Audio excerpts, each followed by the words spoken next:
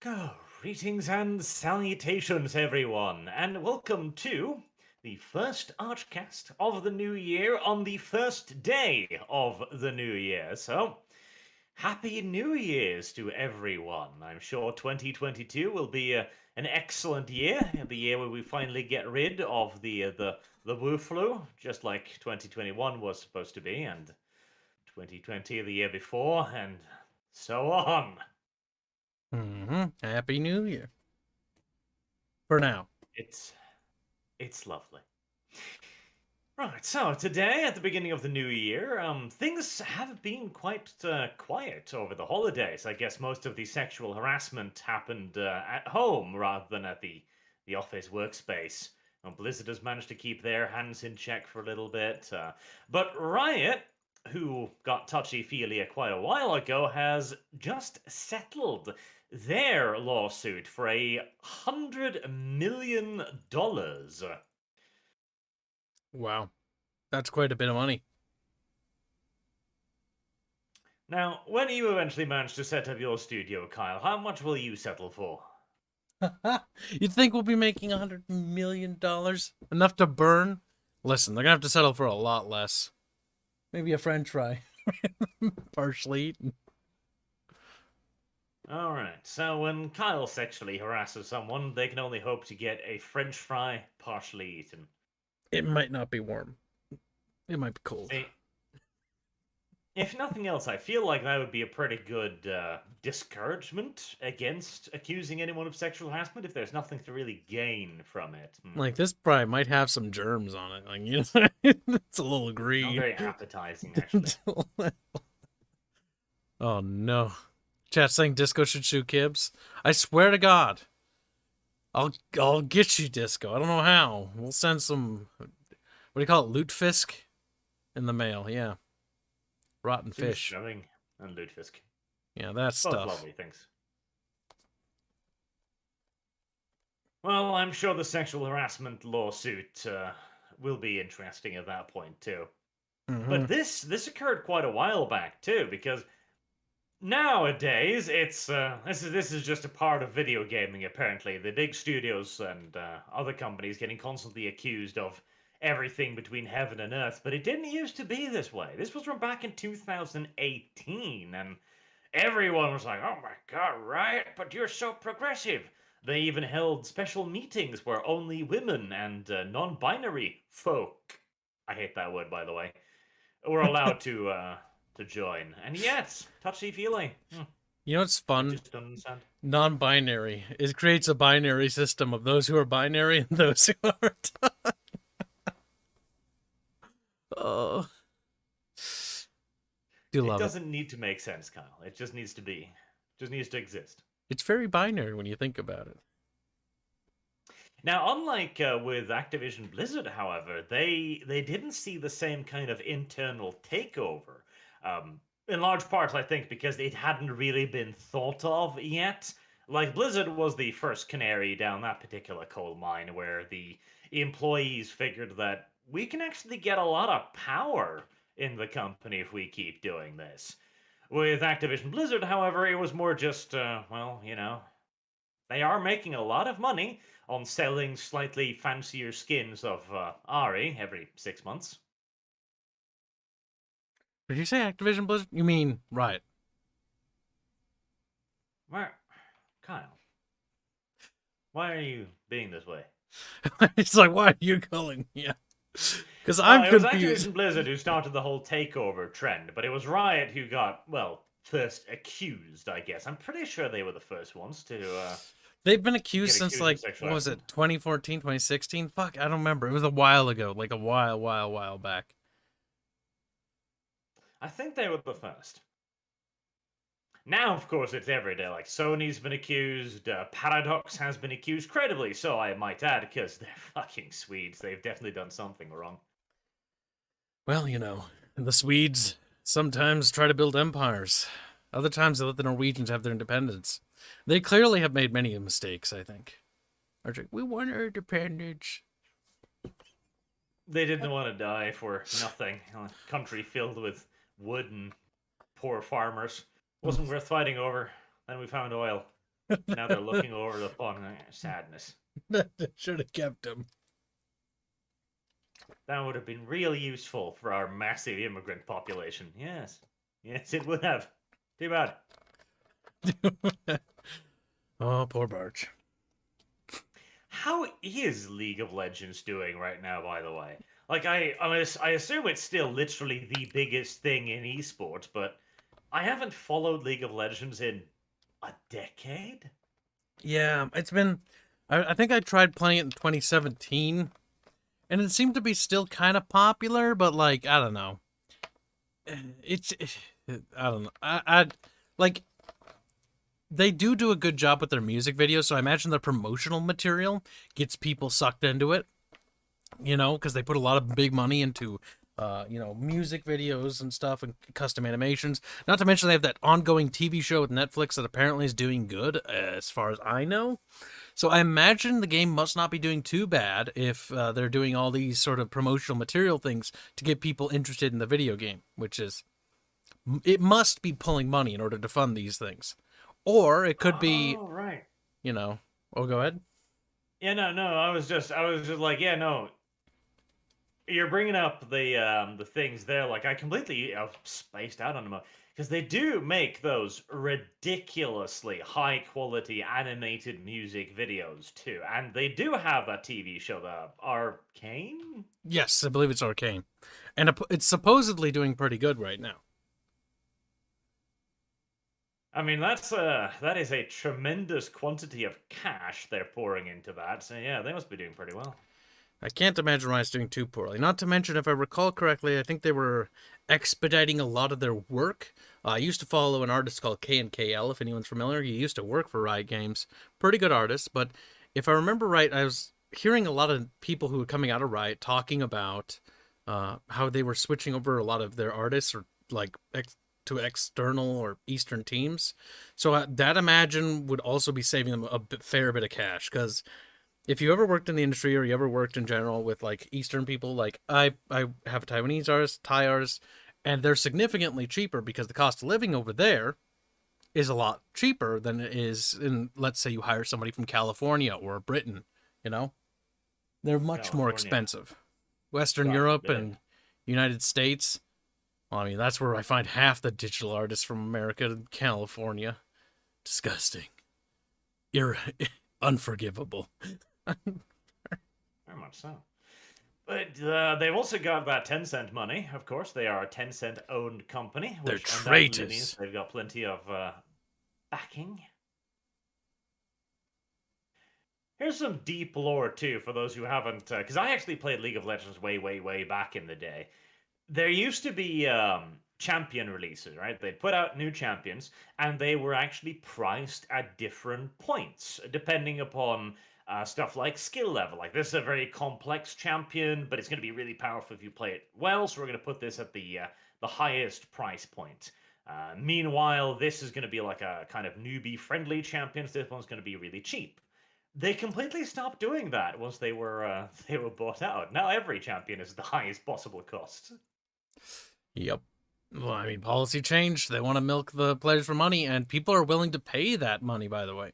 Because a lot of things like, I know we talked about ethical pricing in gaming and how, increased costs of $70, it seems to be a massive push within AAAs and other elements of the industry to push the price point yet further because they can get away with it. And the thing is, yeah, they can. The reason why they're not being ethical about their pricing is because they don't have to. People are willing to pay that. And people will complain, but they'll still buy it. That's the problem. They will still pay the price. Yes, that's the thing. The whole $70 in video games has that does the rounds every few years with the companies trying to see if they can get away with it. Now, up until now, there's actually been a sizable amount of backlash each time they've tried it, but I think it was one of those yearly release basketball games or something recently that did put it at $70 Yes. and has been able to get away with it. And the casual market will consume it, especially because the sports game. Here's one big thing. This is always a shocker because, you and I, our friend groups, we generally hang out with people who play fantasy games, science fiction games, stuff like that, right? Well, the sports gaming side of things, the sports games industry is much bigger than most of the stuff we play. Like RTS is a subgenre. It's tiny. It's under the strategy umbrella, you know? Like the big ones is like the sports genre. Oh, that's huge. The car genre for like motorsports games, like those are huge too. There's a lot more money in that side of the field, if you will.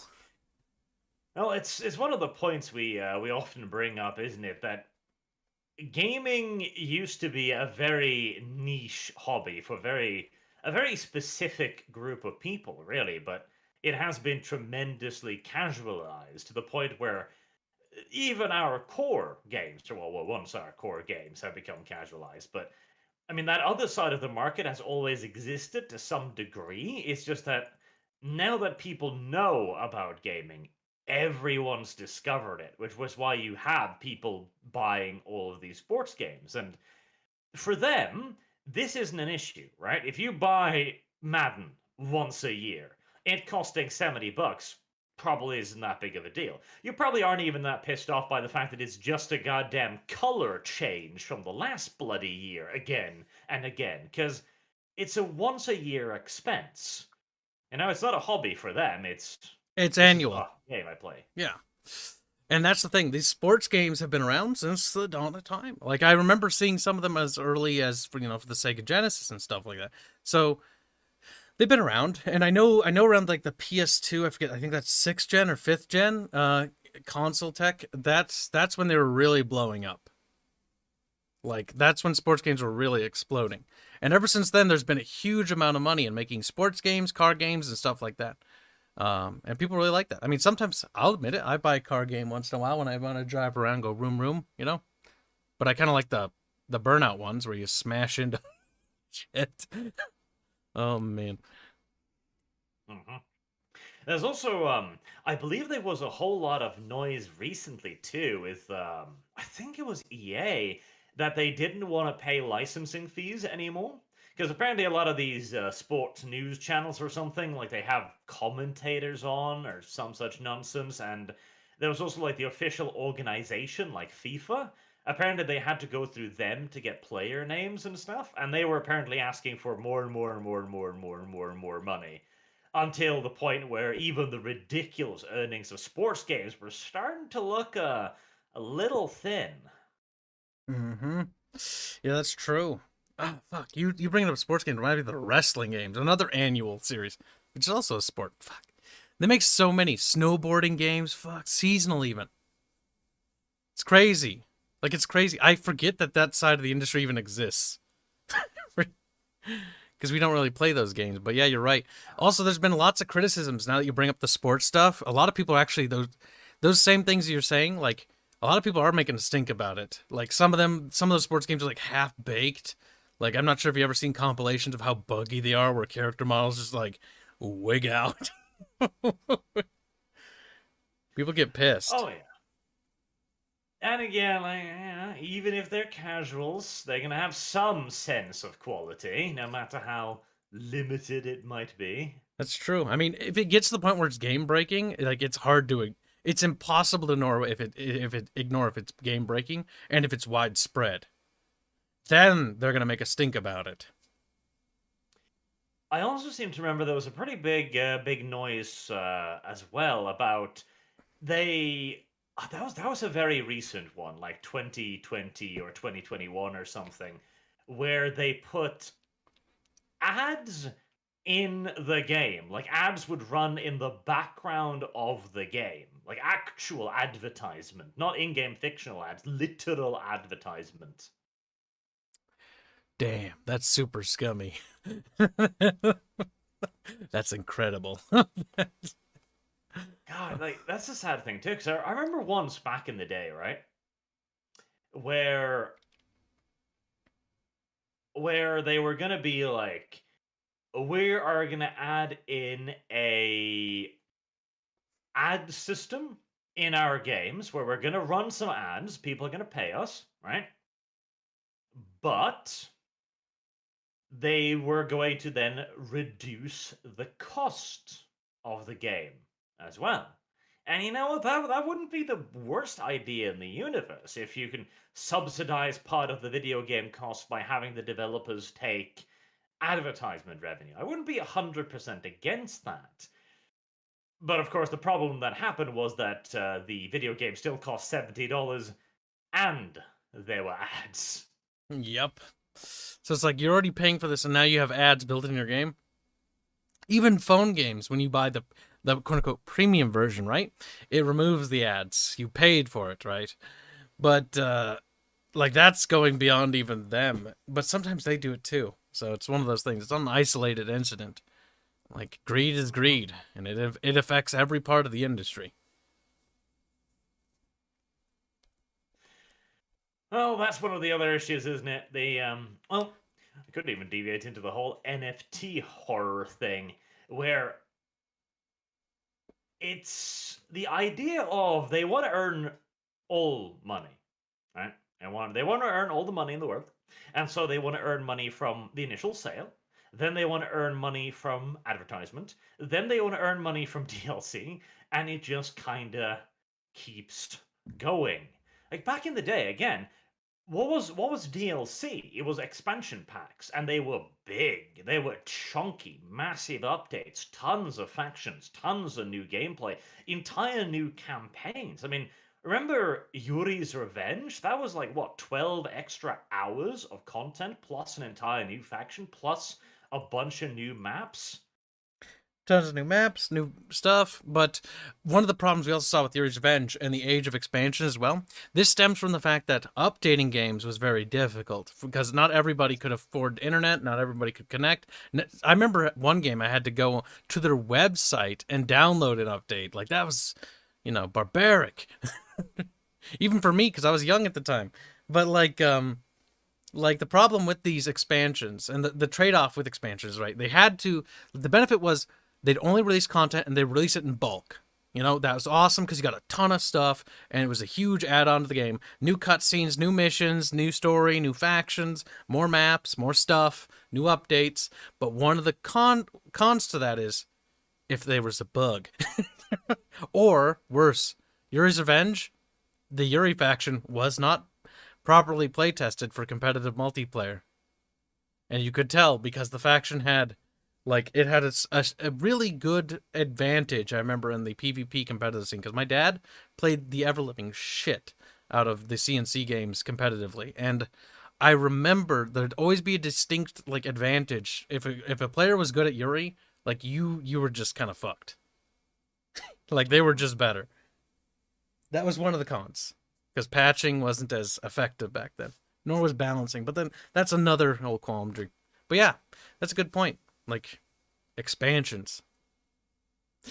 The chat brings up a good point there too. The one of the first big slaps in the face, as the chat puts it, was indeed Mass Effect, where they put one of the characters behind the DLC paywall, and that character was a tremendously important part of the goddamn story. And they were like, gotta pay for him.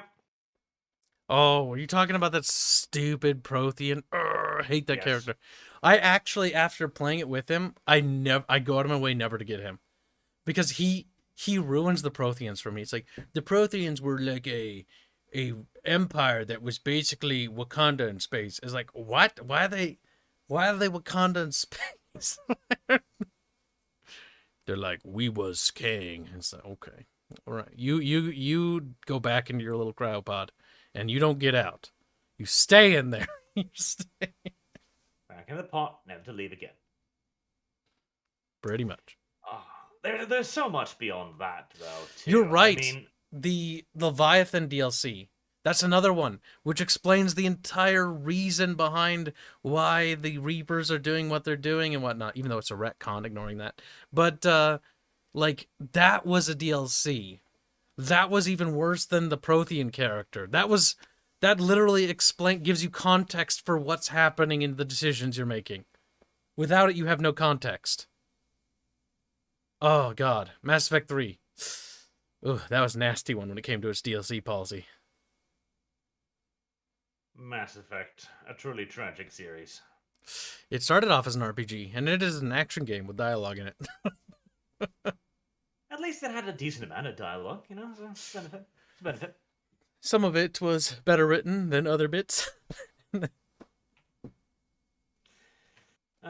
Gaming. It went from being this awesome hobby to a sexual harassment hellhole. Oh wow.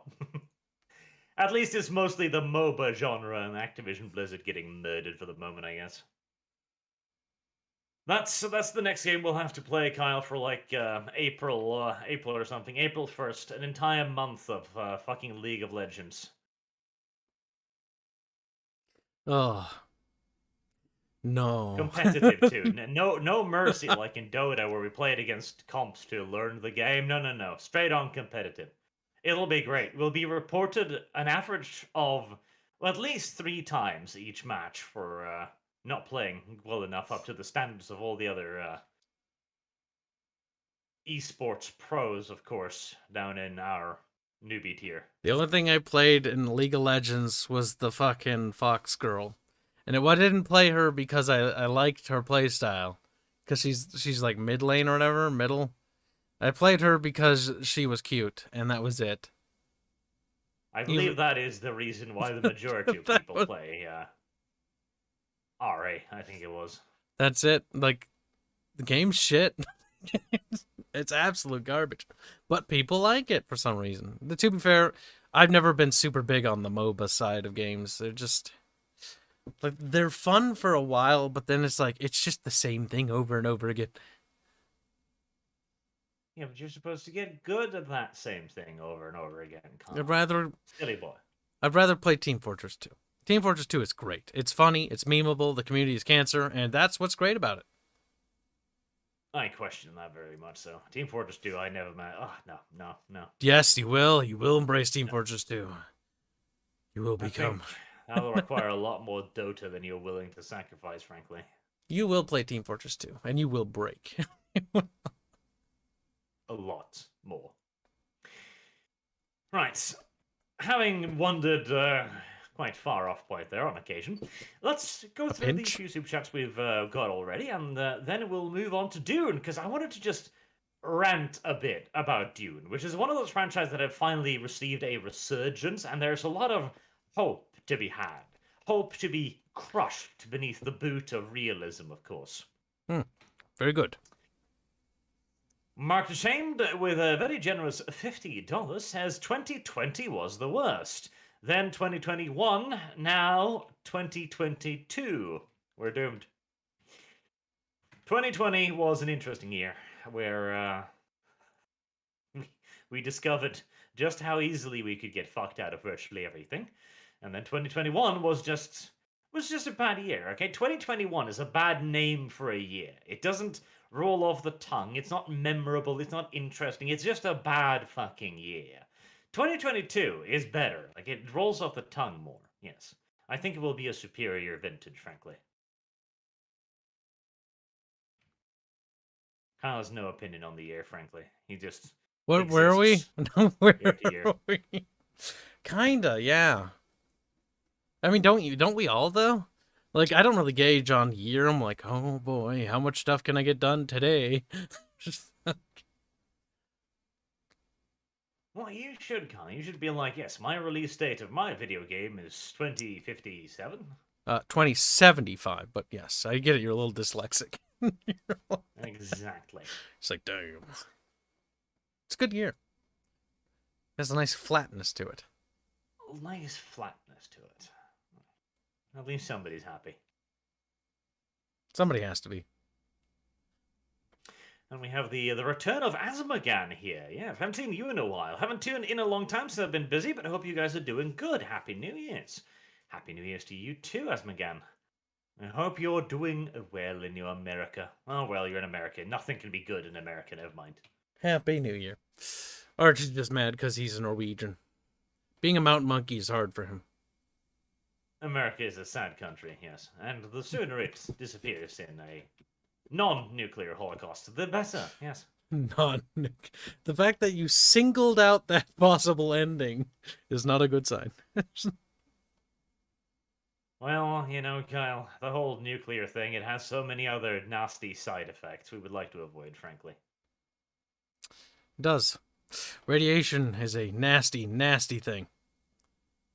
And Boag, of course, saying Happy New Year 2022. Arch and Gibbs just came back from watching Sony Spider-Man No Way Home in theaters now, and it was great.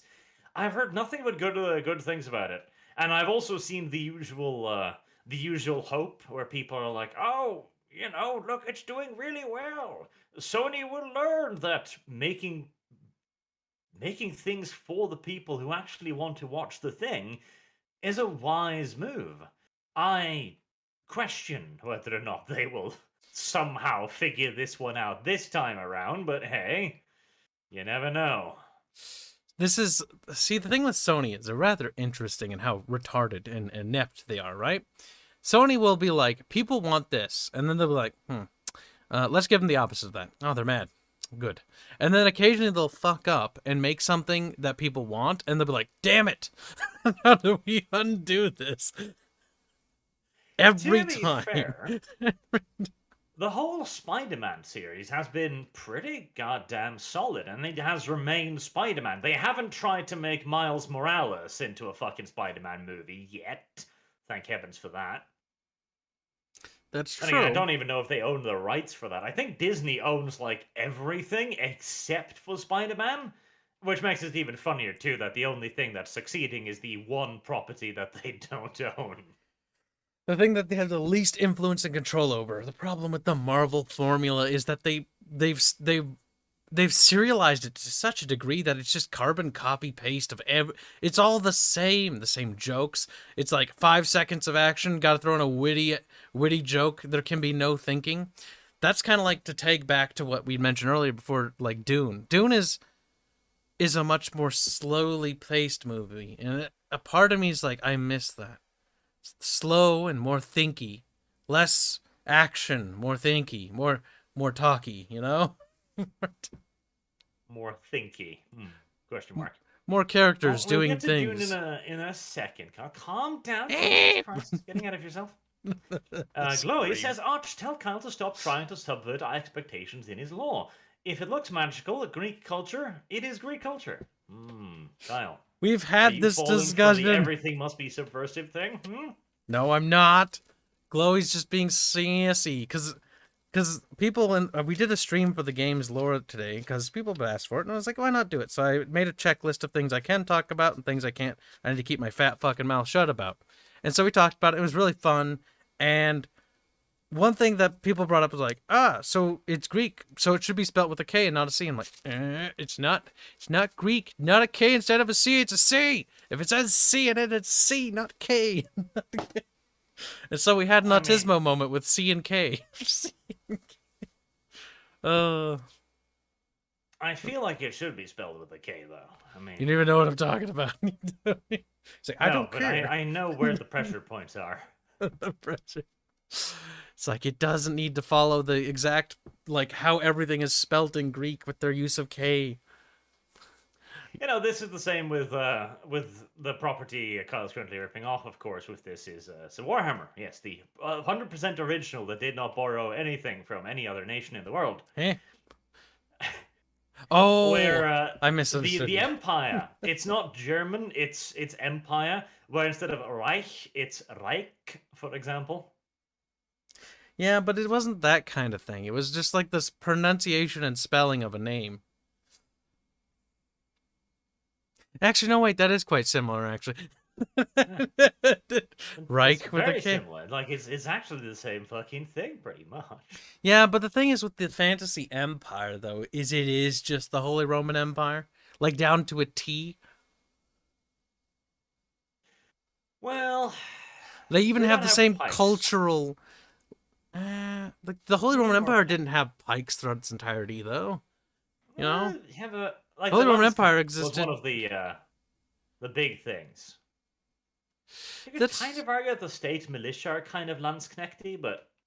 A pinch, but not quite. Like, it doesn't have to be exact, but it depends on how many, like, things are similar. I'd say the Bretonians are a better inspiration. They're better than the Empire, because they take two cultural ideas. They take the British and they take the French, and they sort of combine that, and they take the classical fantasy like idea behind those, and then mix that into the what do you call it, the soup, if you will, and it really creates a really distinct look and feel to it. Like the Bretonians feel unique, you know, with their different classes, the peasants being absolutely filthy, the knights being absolutely above them.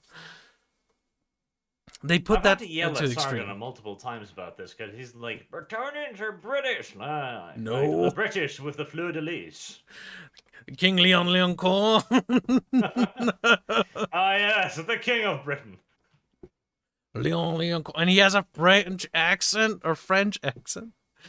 Thing is, they take inspiration. They're not just British. Now, with the Empire, I will kind of agree with you. Like, it is very much just HRE, because they don't do a lot to the formula there. They don't do too much. There's some stuff in there, but it's pretty samey. You know what I mean? Kislev's a bit interesting because they mix in a little bit of Slavic and, you know, a little bit of Icelandic. It's the same like Bretonia. It's Russia, Ukraine, and a little bit of Norse just splat. Yeah, there's a little bit of, you know, they did a little bit of stirring there. I think the Empire's a bit al dente, you know, it's a little undone. It's a little unfinished. A little raw. Black 1917 says, Quick and hail Arch Christ, our Lord and Saviour. Kyle's latest warrants the number 13 pencil with a thorough rough breeding. Lateness. Well, what truly deserves a rough breeding with a type 13 pencil was yesterday's stream where he spent 6 hours building a wall, then giving up on that wall and starting to building another wall. Listen, the new wall is much better than the old wall. And secondly, the old wall had the one problem of, that's when I had food coma because I had that jalapeno popper pizza, which was really good. But oh my god, I felt like I kept dozing off. I think I smacked my face against my microphone once in that stream. So, and the wall is reflective of this because the wall is also wiggly. It just wiggles all over the place. That's why we had to rebuild it, because after I recovered from my food coma, I was like, this is terrible. And also, Arch is right. It is nowhere near where it was supposed to be. So we had to rebuild the wall. And speaking on that topic as well right there. So, we do have an Arc server. Some people have asked how they can get access to the Arc server. For now, we'll grant access to a few people who have granted very generous donations in Super Chats. Yep. And I'll probably also let people who support me on Patreon and Subscribestar get access to it as well. That also there applies... will be a small holocaust now, basically. a certain Britbong, if you will. Yes. Sargon wanted to play, and someone's like, okay, Sargaruni, come on, little Sargaruni. And it's like, we're going to keep this secret, though. Like, this is going to be a private server for now, whilst we just do some streamy play around stuff on this, because we don't want like any overt griefing or obvious like bullshittery, right? And he just nods his little British head, and then later on Disco comes to me and goes like, why is there like 40 people on the server? Like, and all our stuff has been stolen. Yeah, I remember. That too. There's been griefing. Sargon had interpreted the keep the deets on the server down low to mean post it on his public Discord server. Yes, this also applies. Some people have donated to me as well, which, again, send me a DM or send Arch. Arch, you don't check your DMs, do you? I don't. All right, just DM me with the receipt to Arch's donation as well. Well, I'll keep an eye on it here, but yeah. Yeah, it'd be easier to DM me. That will be opened more and more. The server will have a purge for anyone who's found access. They will find that the key they have does not work anymore. Weirdly enough. Weirdly. Even a certain British person might find it takes a time to generate his key for a little while. Sargon's going to break your neck. But it's not my neck, so I'm safe. Glowy says, Arch, you have known Carl as he was making his lore. You must know a lot about his motivations, etc. How would you like to be a guest speaker at a college explaining how the lore totally reflects contemporary politics and how it supports your views / politics? Oh, here we go again. He thinks he's funny because it's like I was talking about how I want to make a universe and I don't want contemporary politics and I just want it to be pure escapism. And he thought he was clever because he's like, what are you gonna think when, you know, fucking somebody's gonna start being like, you see, this is clearly reflective of that capitalism is bad. Meanwhile, Kib's writing the lore, anime titties. Fucking, that was what really happened. That's the thing right there, okay? The socialists are correct when they say everything is political from their point of view. If you bend and break something for long enough, you can make anything political because Very it's true. an entirely personal judgment call at that point. Like, I could look at Ark and at a dinosaur shitting itself and go, yes, this is a commentary on the limited cycle of life. You see, it eats the grass and it poops it out, and then the poop turns into grass and the dinosaur eats it again. The cycle of life. It's symbolism. Yes. Again, if you break something for long enough, eventually you can discover some kind of meaning. It doesn't mean it was intentional. He's very right. A great example of this, if you're familiar with the anime Evangelion, the fandom for that, where the creator's like, I just picked Christian names because I thought they sounded cool. Meanwhile, the fandom, we need to do several deep dives. And it's like, it's got all this complex meaning. Meanwhile, the creator's like, what are you talking about? That's true. Evangelion was originally intended to turn into a fucking space series where they would go on a fucking spaceships and traipse through the galaxy fighting fucking aliens and shit. But they never got to that point. And so they kind of cut the series in half, and they expected it to be a bit of a disaster. And yet people looked at the rushed, kind of unfinished ending and went, damn, that's so deep. The symbolism. And then the creator's like, the creator's writing on the success now. He's like, yeah, sure, the symbolism. Like, absolutely. Fuck yeah. Give me money. That's great. Knut Rubzilla says, Happy New Year, Arch. Here are some money to pay the electrical bill for running the stream of 50 Norwegian kroners. With the electrical bill being the way it is now, that ain't gonna fucking cut it, my buddy. Arch is like, okay, so my dad gave my mother a car for her birthday. Last year, I think. And it was one of those electrical hybrid things. So it's really creepy to fucking drive the thing because the engine will randomly turn off, and you'll be like, "What?"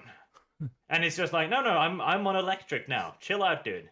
But it's so fucking freaky. You stop at an intersection, and the engine just stops, and you're like, God damn it, you're not supposed to do that. Oh God, you think something looks seriously wrong. I know that would make my heart jump like, no. Yes. But it can run entirely electrical if needs be, and that's what it tries to do most of the time, because, environmentally faggoty or something. And it's got a little charge station that's downstairs in the basement, and it eats the garbage over there. Not garbage, but electricity. Yes, that's the word for it.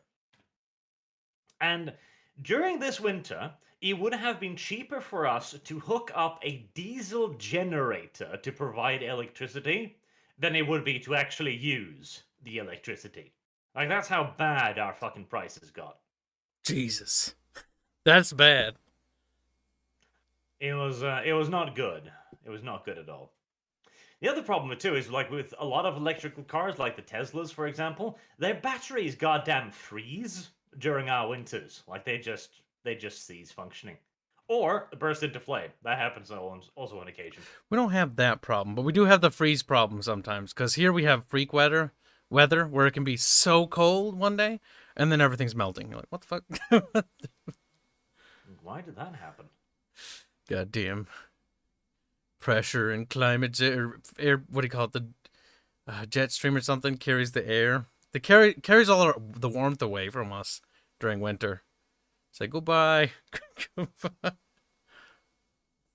That does sound mildly bigoted. It does. Frankly. It's very cold. It's only like 15 below out last I checked. Or no, it's like 13 below or something. I think that's 15 below for you. I don't remember how the conversion works. Boag says, also, whilst we say goodbye to cow-themed anime titties, the new tiger-themed ones look good too. Will Kibbs be joining in and dressing up for the part? Do you have furs in your game, Kyle? Furries? What? No. You have, don't you? Disgusting. You filthy degenerate. Gonna have furries intermingling with people? That's cringe. We'd have to nuke the planet. That's I what... will be the first to condemn Kyle for his furries. You know, well, I'm not a super big fan of George R. R. Martin. One thing I do like is the one thing where if he dies, he says that it's canon that an asteroid kills everyone. I appreciate that, at least. That's kind of funny. That is mildly amusing. Doesn't make up for the fact that he's a cake, but still. At least it's funny. And one more, then we'll move on to Doom, because a bunch more snuck in. I figured there was like, oh, there's just 3. We can move through those quick. And then people were like, oh. Ala Mandoria says, hey guys, Happy New Year. Have you guys ever played 7 Days to Die? I have not, because it's one of those games that was in early access, and it never seems to have left. It still is. The developers kind of hate the player base. And people are highly divided on this, because I mark my words after saying this. I can already see people like, the problem with me playing that game is, like, I'll try to do something, and I think it's kind of fun, like, dig an underground tunnel home. But the problem is the developer doesn't like that, because they're like, that's cheesing the system. So then they coded it so that the zombies will just dig to your house. And you have X amount of time based on your depth until they dig into your house. And no matter what, wherever you build, they'll find a way to get to it. So, in a way, it's like, oh, that's kind of cool. Like, the zombies will find you no matter what. But at the same time, it's like, well, every time you build a fort, it's just a matter of time until you lose.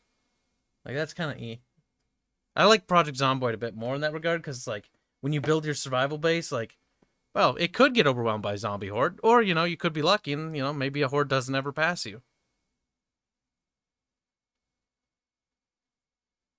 Oh, well, yes. Zomboid. We'll have to play that soon, too. We will. It's actually, the new update was pretty cool. Pretty cool, he says, as if he knows what he's talking about or something. Don't worry. We'll make it so that when you get any scratches, you get an infection and die, guaranteeably. That'll be great. Archer's like, I hate that.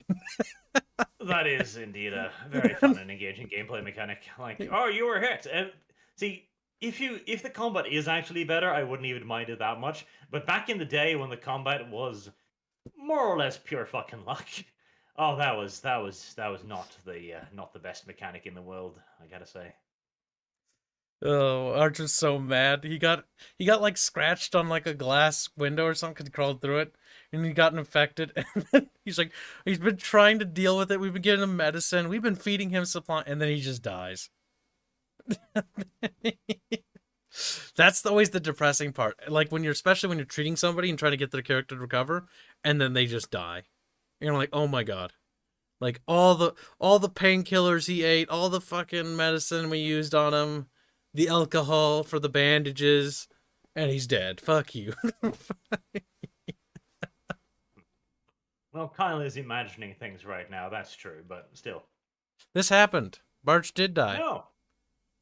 You did die. You got an infection and you died. No. This happened. You can't claim it didn't. I can.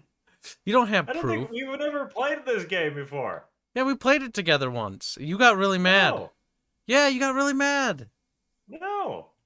He's selective memory. I got it for you, even. It's like that time I bought you Factorio and then you forgot I got it for you. No, because you didn't do that either. I did, because I have a message from him that says, like, oh, thanks for Factorio. I actually really liked that. And then, like, a month later, he's like, you never got me this game. And I'm like, fucking God. And now he's forgotten. He's got Alzheimer's. Cheat, help. No. Right, ignoring Kyle's ever-worsening psychic situation. We can move over to the Dune thing. You can just bring up the Spice Wars one, the RDS one, because we don't know anything about the other ones yet. That's true. We don't. Because, alright, Dune has been this thing. And it's always been there. Well, you know, not always. always, but it's been around for a while. Okay, Dune is an old ass setting at this point with Frank Herbert's original books, 1968, I but think. yeah, but it never really got. Well, that's the thing. It did get attention, but the attention was almost universally bad, like the movies. The David Lynch film. That was pretty bad. And then the canceled movie, which a lot of its assets got used in the Star Trek movie, if I remember right. The Guild navigation ship. It did also get some video games because it was kind of popular when video games barely even existed and was like, we exist. I don't know why or where or how, but we do. And there was also that ridiculous one. I can't even remember what that one was called. I Like I I can remember almost all of them. Which one? Like, what was it it was like? a 3D one where the Harkonnens super unit looked like a fucking walking oven. Emperor Battle for Dune. I'm pretty There you sure go. that's the one you're thinking of. It did look like an oven. It moved derpily and had 3 legs. That was another one of those weird games. Like it's almost like Dune was always thinking that I totally am like a big name franchise, okay? I totally am. I'm like the Command and Conquers and stuff. And they make video games and everyone looks at them and like, you're retarded. And then moves on. Hold on, hold on. The first Dune game from Westwood and Dune 2. Dune 2 was the first what actually popularized RTSs. And then they made a throwback to Dune 2000 and then the Swan Song, which was supposed to be Emperor Battle for Dune, but that flopped. Pretty bad if I remember. Cuz Emperor Battle for Dune's great cuz the cutscenes are throwbacks to the David Lynch film as like jokes and stuff. But the problem is like the game did not do well if I remember right. It had a lot of bugs. It was also the first game on the new Sage engine, which would actually be used for generals. Why am I autistic about the fucking Command and Conquer stuff? Is because I'm a super big fan of CNC, so I know a lot of the dev history for that. But it's cool. I still like Emperor Battle for Dune. But Arch, carry on. Also, don't forget about that really bad RPG they made for PS2. Oh, that was bad. And then, even better, Electronic Arts bought Westwood. They closed their fingers around their neck, and they squeezed until they heard the cracking and the popping noises. Well, hold on. They made them change their name to Victory Games. They made a couple good games. Actually, quite a few good games. They made Battle for Middle Earth. They made, like, Generals. They made, the other Command Conquer games. And then they were done with them, like a juice box. And like, all right, time for you to make CNC4 and make it into a canon game. And they're like, please don't. Like, too bad. It's for the Eastern market, but we're going to sell it to the West. Oh, that was such a bad idea. It worked out badly, but that's fine. And then there was the movie that came out recently, and it has really caused a lot of renewed interest in Dune because it wasn't a bad movie, and a lot of people, including myself, kind of assumed it was going to be a bad movie because of the presentation of it. Like I really hate, and I still hate the guy they cast as Paul because he looks.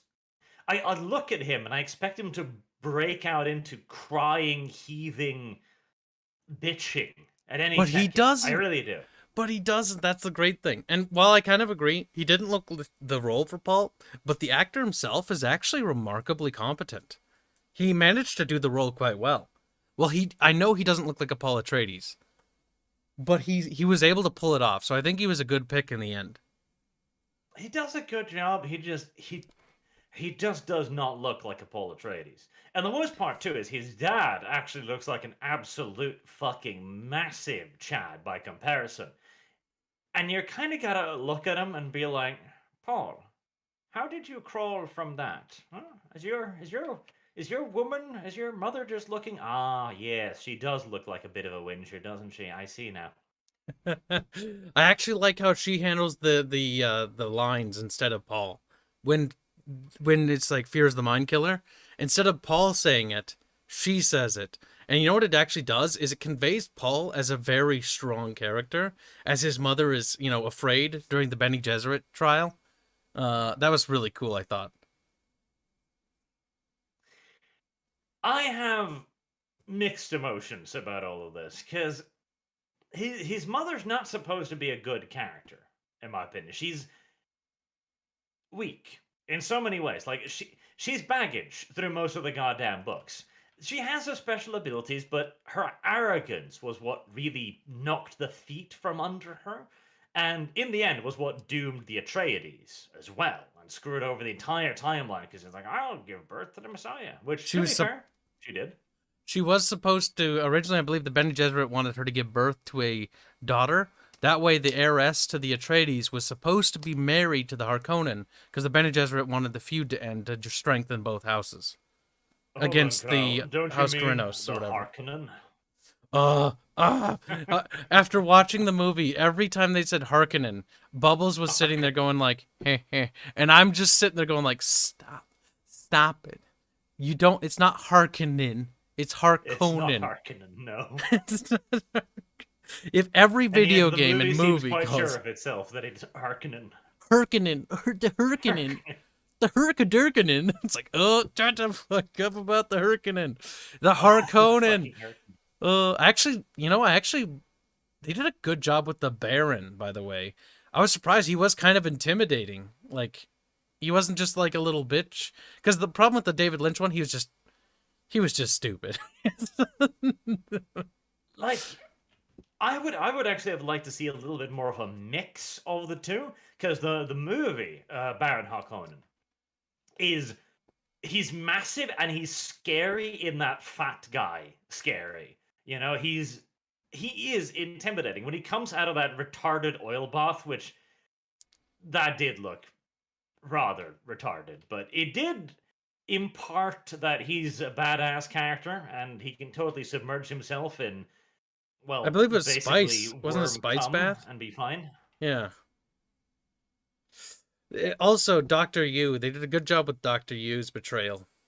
I really disagree. I think you're wrong on this, and I You know don't you're like? wrong on this. In fact, You didn't like Dr. Yue? I hated Doctor Yu. He was fucking awful. He's at the same time he does betray them, but he doesn't like go out of his way to be like a little whiny bitch about it, because he's like, I know they're probably gonna kill me, so here's the little tooth, like he did in the book, like he did in the David Lynch film, and everywhere else. The problem was it was so hilariously undercooked to the point that I didn't even recognize him as the character he was until he betrayed them, and I was like, oh, right. Really? You were I thought supposed to do that. the only thing that I think the movie did a bad job of, and to be fair, I get, yes, I some people say that the inner monologue should have been there. I'm glad it wasn't. The inner monologue is what killed the David Lynch film. They just kept talking in their heads, and it was so fucking annoying. Shut the fuck up. See, But again, chat. Watch this as you see Kyle being horribly fucking wrong once more. Because yes, the inner monologue has problems. Oh God, does it? But the new movie completely failed to deliver the setting, in my opinion. for Like those who are you unaware, have to know about Dune, yes. otherwise you will probably be really fucking confused. Actually, from the people I talked to that never read Dune or watched it, they said it was enjoyable, but they said that some of the context was missing. And I do agree. There is missing context, but delivering it in through a film, through inner monologue, is not the way to do it. What they should have done is delivered it from a character talking to another character about it. Like, they said Shaddam IV, the Padishah Emperor, once. They said his name once throughout the entire movie. Which is strange, because Shaddam IV is the big bad in Dune. It's not the Baron Harkonnen. Shaddam is. Shaddam is the one orchestrating this against House Atreides and Harkonnen to make sure that neither of them are a threat to House Krynos. I think it's House Krynos, Yes. right? I always forget Like, his house's he name. is the villain, but it's never explained in the movie at all. You're told like, oh yes, no, we'll probably be betrayed. Why? Yeah, that's Can true. you, They did give us a like, bit of we'll be reason here? betrayed. And it's like, okay, like, but why? Like, There's also in the book they ask the obvious question. Okay, if we're gonna be betrayed, where the fuck are we going? And the Duke is very much so like, well, we have to. It's an order. We don't actually have a choice here. And they explain the rationale for why they must go to Dune. In the new movie, they kind of just shrug and go like, eh, it'll be fine. But, I mean, they did try to explain, because Leto basically talked about how he was hoping that, okay, we're going to go there. It's probably a trap, but if we can rally support of the Fremen will give us what he called desert power, which will give them a significant advantage. The problem is they weren't able to secure an alliance with the Fremen in time. It would have taken too long. And the ambush happened way before they had a chance to get an alliance. Because they also didn't expect one of their servants to be a complete and utter massive idiot, of course. Because he also had the seal on his forehead, which, by the way, they don't explain in the movie. The Imperial Seal, or whatever it's called, of loyalty. Which means that he's taken that loyalty indoctrination thing. Which is supposed to mean that he's not going to betray. And then he betrays. And for the dumbest reason, too. It's like, yes, I know, they've killed my wife, and now they'll kill me too, but you know what, darn it, I just have to try. I hated that in the book. I hated that in the movies. And I'm not blaming the movies for that. That was just actually genuinely dreadful writing, in my opinion. Actually, there are characters like that in history, though, that are just fucking dumb. Dr. Yue, in a way, makes sense to me for what he is. Because, yes, his wife... damaged retard. His wife... I mean, in a way, he is, by the way. But, because of the whole the indoctrination thingy that he goes through. But, like, him doing that makes sense because it's the futility of hope and it's his weakness of love that is his downfall. Because he is so blinded by the fact that maybe he can save his wife, which is interesting that the movie actually does a different portrayal of Dr. Yu in the movie. In this movie, what they do is a bit different. Instead of it actually being like, oh, he knows she's dead, he basically is just merely asking them to finally put her down instead of continually torturing her. That was what his request was. Which is a bit more rational, and I think that's actually bad, because the thing is that made Dr. Yui's decision make sense was because of how irrational it was, how blinded it was, rather than that which understands that he knows that they're liars and they're gonna torture her anyways. That's the part that's dumb to me. Kyle is wrong on this one. We'll just leave it at that. Yes. Or just I don't have a counterpoint. Oh, the Sardaukar scene. I like that. I like the hamburger, cheeseburger, burger whopper. I love that edit. I enjoyed the Sardaukar scene. I'm not a fan of the Sardaukar because they're this elite fighting force. Cool. They're special Dessel and all kinds of kawaii things. Okay, cool. Well, elite, they're more like fanatic. They're fanatically loyal to the Emperor. Well, they're not super good. Many times at the same time, Kyle. Fanatic. But all of this is completely pointless because the movie it'll have a sequel and it'll be shit or it'll be good, and that will be the why it'll be good or bad. If the sequel's good, yes, I think it'll be a good movie. It'll be remembered well. The sequel sucks, it will be forgotten about in 2 seconds. But the interesting thing is that Funcom decided that, okay, this is enough of a good indicator for us to pick up the license and plan no less than 5 games surrounding this. Now, we don't know what kind of games they are, except for 2. We know that there's the 4X game with the real-time 4X game, which is very weird, and it'll be interesting to see how the hell that one works out. It looks pretty, if nothing else, certainly.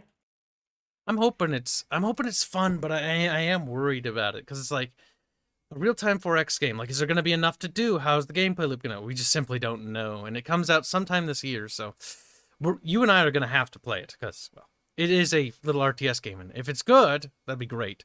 It also comes from Shiro Games. They made some game that I hear a lot of people talk about favorably, but I don't remember its name. You might know it, maybe. Barge. I don't want to know it. Let's click on their thingy. War Tales? No, Northgard. That's a lot of people say positive things about that. So they've got some good experience under their belt. That's a good sign. Theoretical experience, at least. But there's also the more interesting of the two, in my opinion, is the open world survival game which they're planning. Because Funcom has made one of those in Conan. Whatever the hell the rest of the name was. Conan something. Conan Exiles. Exiles, there you And go. the mod you made us play was Conan's Exiles. He's like, no, wait, Gabs, be quiet. Oh, the sex mod was weird. And they've already said like the map's going to be many times bigger, which is cool. Assuming it isn't, as you mentioned, just deserts. It's not. It's Yeah, we very did. large and very empty. Arch and I have been talking about it quite excessively because I think we're both kind of enamored with the idea of it. Originally, I was like, that sounds stupid. And then the more I thought about it, I'm like, that could be kind of cool if it's good, though. That's the problem, is the promise. Ugh, it's poisoning If my it's good. thought. But yeah, like, we should talk about it because we've got some interesting speculation on it. Because there's a lot of very interesting ways you can make a game like this. Because Dune is a very, very harsh world, and it's being fought over by a lot of different factions. Now, I do think that you really, really, really shouldn't put this in a setting where it's past the betrayal. I think they should do this in a bit of an alternative setting, honestly, where the Atreides, the Harkonnen, and the maybe the Sardaukars is like a third faction are doing some kind of fighting over it, or maybe even just go Oh, full ham and put it after yeah, you mean the main exactly Dune like, line. you mean like the Dune video games from Westwood. They were sort of like, they were in the setting, but they were like sometime before an ancient wars over the planet beforehand. Because the problem is there aren't actually that many dangerous creatures on Dune beyond the literal motherfucking sandworm. So, in a survival crafty game, what are you gonna survive? I mean, yes, you should have a very harsh environment. You'd have to seek shelter, water, all of that, of course, but that gets boring unless they put a lot of effort into it. Like, I could see it being to a degree interesting where you have to like scavenge for clothing, you have to scavenge for water or shade or tools to keep yourself cold, maybe. But I'm just wondering how much gameplay you'd be able to put in just the survival esque aspect. Like, there's got to be some combat. There, I do agree. There has to be combat, and the combat needs to be the melee combat should be cool. They need to include the shielding technology because that could be a really cool mechanic if done correctly. And they could also include range combat. What they could also do is the idea of the game could be quite interesting, right? So in order for you to build your base, you're gonna need resources. The biggest resource on Dune that you're gonna need access to for survival is water, and they need to make it so that getting the suit, the still suit, shouldn't be like an easy thing to get. The still suit should be a late game gear because it should be able to allow you to survive longer. Like moving across the desert, like should burn up a lot of water from sweat and other moisture loss, which is a big deal. And so getting that still suit will allow you to go and explore further into the desert and discover more spice or something like that. Spice should be another resource, and there should be, like you said, factions that you can trade with, and you should be able to basically like fight or pledge your allegiance to a faction or something like that. Sort of like in the same way Conan did with like the gods, but I think they need to go with a more integral faction system. So that should be like actual proper NPC villages, sort of like the capital that the Dune movie takes place in. I can't remember. I can't remember the city's name, but there should be actual settlements that you can actually trade with, and maybe even raid. I would very much like to see you be able to actually raid these settlements because Conan had a lot of interesting ideas with the whole thrall system where you could take slaves, and you could have done a lot with that. You could have used them to automate your base, to harvest resources, to wage large scale war. And originally, that was supposed to be the idea of the Purge, where they would be armies of NPCs and they would be large numbers of them, and you had to fortify cities against them, and you could even attack other cities and conquer them. But they never really finished any of that, to the point where the thralls just even now remain component parts, basically. You need to attach them to your work tables, but beyond that, they serve very little purpose. Mm-hmm. Very true. And they could do lots of things, right? Like thumpers. You should be able to use thumpers to attack an enemy settlement if it's built on the desert or something, to exposed and get summon the worms to it. Or use a thumper to call a worm and ride it. Mhm. or to distract worms from areas. Spice harvesting should be a big deal. Like maybe you can harvest it like you should have to have a harvester and a carryall with actual scouts to make sure that it's, not going to get attacked. I would very much so like it if they actually did go for a larger management style. Like, add in a bit of Kenshi, honestly. Like, have you make other characters that can do other things, like going out with the Spice Harvester, for example, or piloting the carryall, or using ornithopters to look for the spice, and so on. Yeah, that would be cool. Like I like that idea. Turn it into sort of like an action strategy game and start shifting the survival aspect. The early game could be survival and still has survival because you need water, to maintain your settlement. And water does exist on Arrakis, but finding water and finding water as a resource should be a key part of the game, because water is important. Like there are massive reservoirs in those Sikhs or whatever they're called, those underground Fremen settlements that they have been collecting because they want to, change the planet. If I remember right, is their goal to try to bring life back to it. There's a lot of potential promise there for a long forgotten, really, series. I'm just not sure if Funcom is truly the company, but well, we will see. That's the thing, though. This is all built on the idea that there's a lot of promise in the setting, right? And there absolutely is. But there's a lot of promise in Conan as well, and Funcom has not done a whole lot with Conan. That's true. Conan was really kind of fun. Like they got you with the whole like, haha, look at his balls jiggle, or the titties bounce when you play as a female character, and that was kind of like, funny for 5 seconds, and you're like, okay, okay, time to play game. Conan had some And really cool settlement building, I will say that, but yeah, the combat was really lackluster. that is the problem with Funcom in general. They tend to make stuff that makes a bunch of headlines, and then you play it and you get really disappointed. Like their Conan MMO was. Oh, it was the wow killer of the day, Oh my god, it's gonna be so amazing. Then it gets released and it turns out, oh, we we forgot to make anything past level 20. Is that gonna be a problem? Whoops.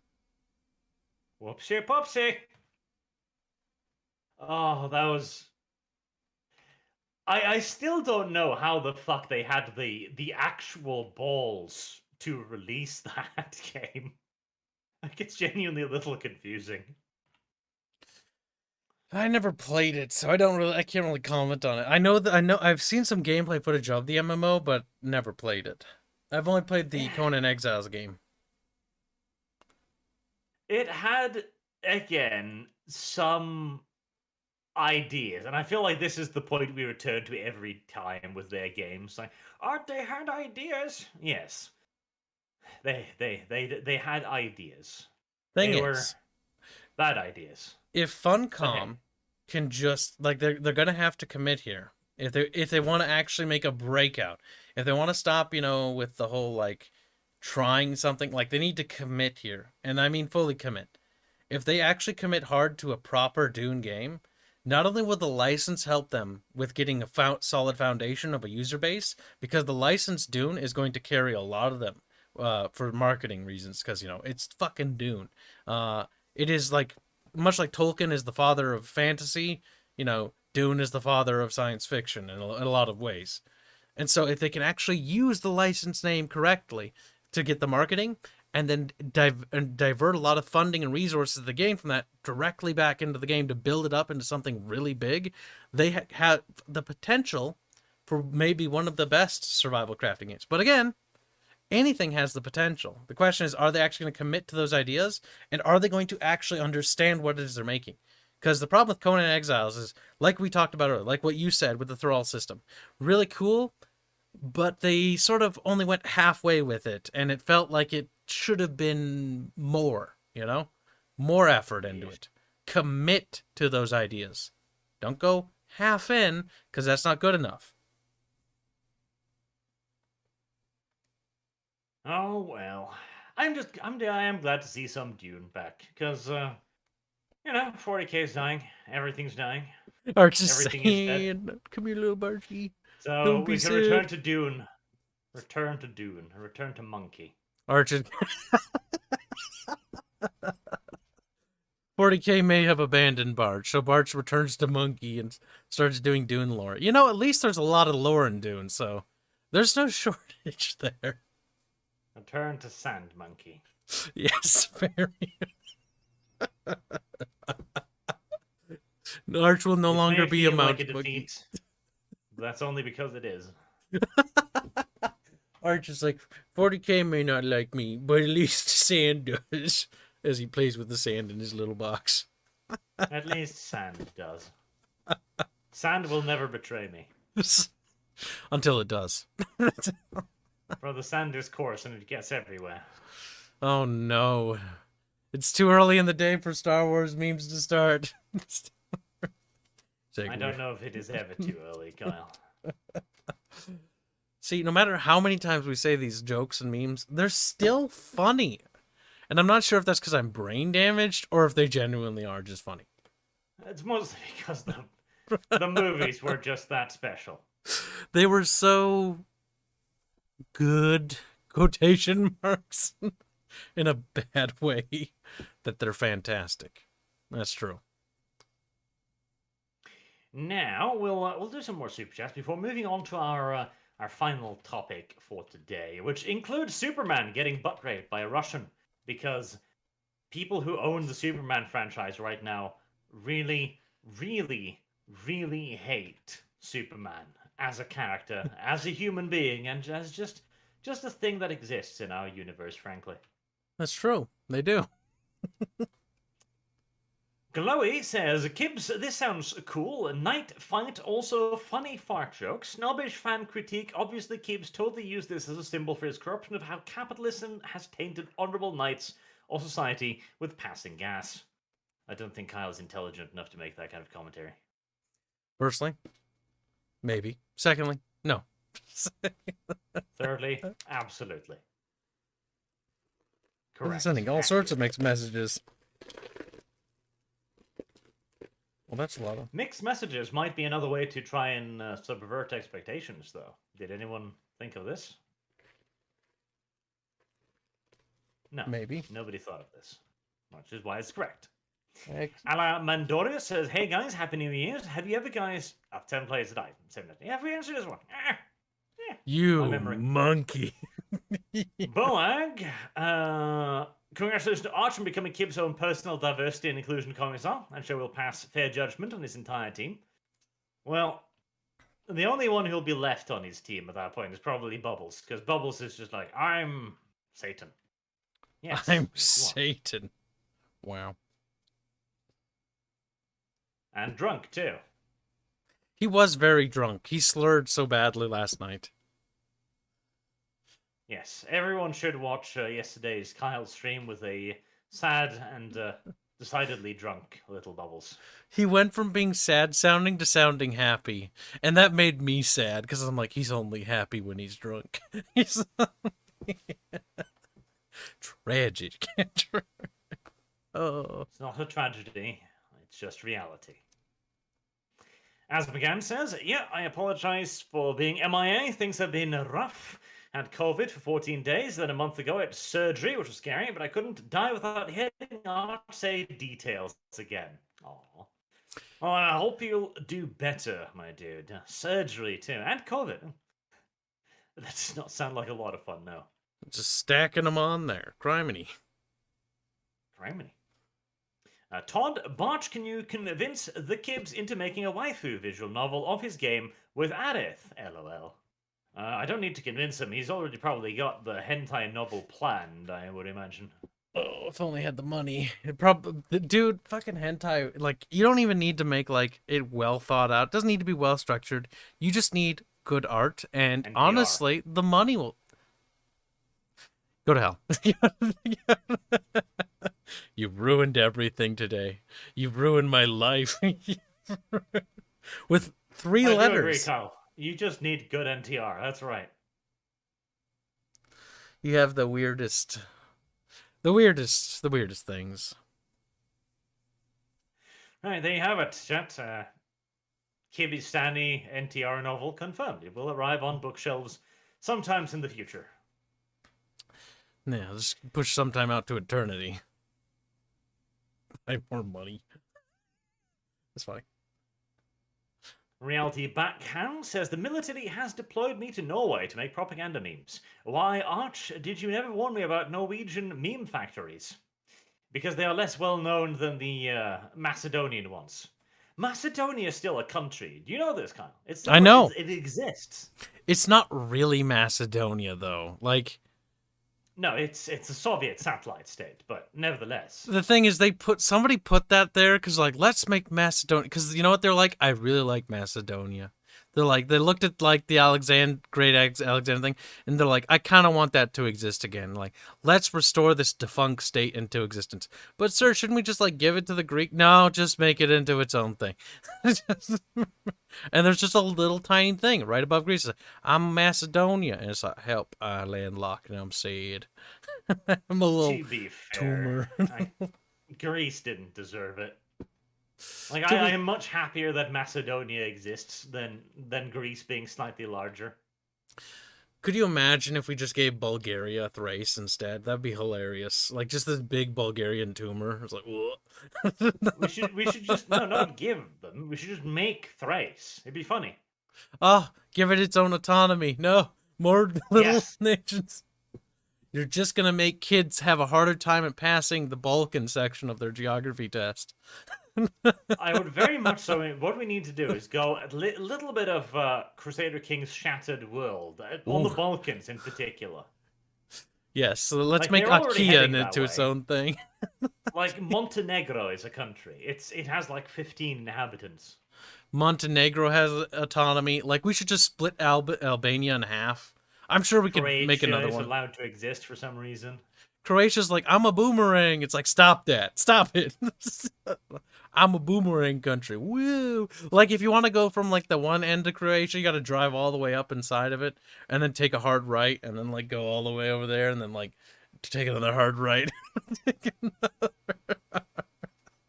Montenegro has 621,000 people, out of which only 30% actually live in the country. Oh, my God. They've been annexed already. Like, it's Also- a fucking vacation colony. Like, I've heard from my Serbian friends that they get Montenegrin citizenship, because that way they won't have to go to the Serbian army. Fair enough. Like, I I'm like- Montenegrin. Let's Balkanize the Balkans. Just like, oh, my Yes. God. I see nothing wrong with this. I also think Romania's way too big. I'm sure we could split that up. Transylvania can become independent. Transylvania. Ooh, we can Yes, split Transylvania in Transylvania. half. North and southern Transylvania. Why? Fuck you. That's why they're their own countries now. Let's give southern Make bits of Transylvania Dabunia back. great again. We should give a chunk of Romania back to Bulgaria just to piss off the Romanians. And so when V's like, help, you know what? Better. You know, V lives on the Transylvanian side, if I remember right. Let's give Transylvania back to Hungary. Yes, that will make V very upset. You know, I kind of miss Hungary being a giant fat blob inside of the Balkans. Like, what? You know, like a tumor that just kept growing. We need that again. We need that big blob. Oh, God, that's right. No. I forgot about we do modern maps. I'm like, Czechoslovakia is like a noodle. Then I remembered that Slovakia was getting sassy and they got independent. That's not good. Czechoslovakia. We lost our Czechoslovakia. And now that we don't have Czechoslovakia, we just got Czeko and then Chubakia over there at the side. That's not good. That's bad. That's ugly. Slovakia should not be independent. It should be a part of something else. It's gross looking. Look at it. It's like, whoa, it's a little tapeworm. Ah, disgusting. Yes, bigotry against the Czechoslovakian people will not end. I'll kind of ignore Bohemia because it's like a bubble. It's like, whoa. Yeah, I do think we should have a stream where we just carve up the Europeans so we can make the borders better, I think. Glowy says, Arch, be careful of the Scandinavian culling. When most of your country's heat comes from electricity, buying a wood furnace, winter is coming. I have a wood furnace. Oh, I'm not an idiot. Maybe not like Kyle, who's like, it's really cold outside. Let's drive on winter tires. Then he dies. I didn't die. I'm still alive. Oh, it's quite dark out, though. I won't be driving tonight. I'll have to tell my peeps. They made Cajun pasta, and they were going to give me some. Guess I'll have to wait till tomorrow. Sadness. I only have one light bulb working. I don't want a ticket. Light bulb. Yeah. You know, on the car. Thing that Why don't you shines. have LED lights like normal people? Yeah, but one of the circuits on the circuit board is kind of like, it's partially broken, so it like flickers. It's really weird. Oh really no. stupid excuse. Koznovsky, retract that message while you can. Before Arch sees it. It's not too late. You have a Duke Nukem profile picture. That means you're all right. Chikai says, be thankful there isn't a movie adaptation of The God Emperor of Dune. Can you imagine that train wreck?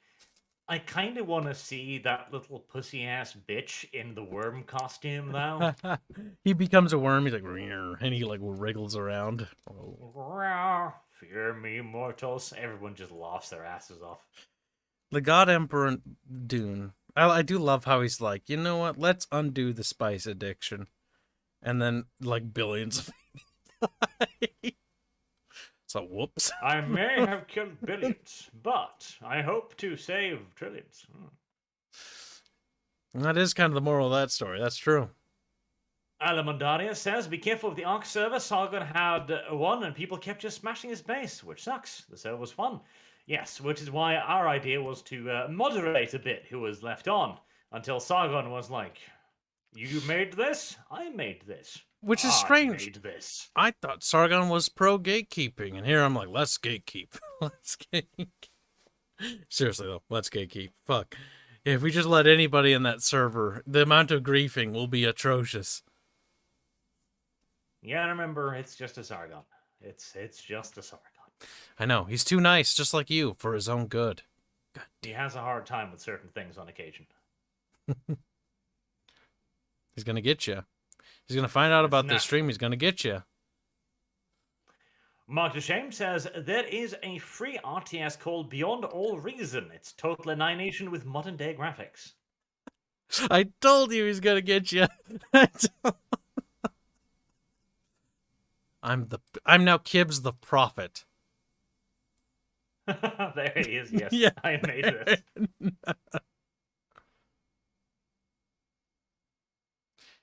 There's Sargon. This is fake news. Disco's told me you posted it publicly on an Ark server somewhere. Sargon will have to argue with Disco over this, yes. As long as it's not... Actually, no. Yeah, as long as you guys are arguing and I'm just sitting there awkwardly listening. Works for me. Awkwardly listening. I mean, like, that's kind of weird. That's kind of... There are conflicting accusations here. Raises eyebrow quizzically. See, that's why I just don't get involved. I'm safe. Fence sitter Kibbs on the job. Considering your soft, fluffy-ass carcass is currently squatting in my house, I don't think you are safe. You better not touch my buddy. I think you're in the most danger of all of us, frankly. I had to move myself so no one steals my stuff again. And your house has a roof. Mine doesn't. Beyond all reason, eh? Total annihilation. I'm waiting for the Supreme Commander one. Supreme Commander one? The modded one. Yes, that'll be good. Maybe. What are you talking about? The modded one. The one the mod team is making. Oh, yeah. Supreme Commander Forge Alliance Forever devs, the modders, are making their own game. Oh, I hope it's so good. You don't have to repeat the whole story, you little I'm telling chat because it's going to have multi-core support. Oh, yes. The fact that I'm actually, like, cheering about that. Like, that's a modern thing. Every game should have multi-core support. Yet, here we are, and sometimes we still get games that only work on single cores. So they lag. They lag to fucking death. Oh, damn. The fucking death. Sins of Solar Empire bad. Thoughts on Tomino? Shut up, you little scum. Thoughts on Tomio? Thoughts on Tomino, Gundam creator, saying China has become the leader of animation worldwide. The last decade of works are very good. I don't think China can ever be the world leader on animations worldwide because I've seen their propaganda movies. You told me how bad that was. It sounded bad. That Chinese movie about the Korean War. It was very bad. The thing is, China has created some fairly quality animations. I'm not going to deny that, absolutely. However, they're never going to be able to tell particularly good stories because of what they are. They are China. They are always going to make shit that is very Chinese, with all the problems inherent with that.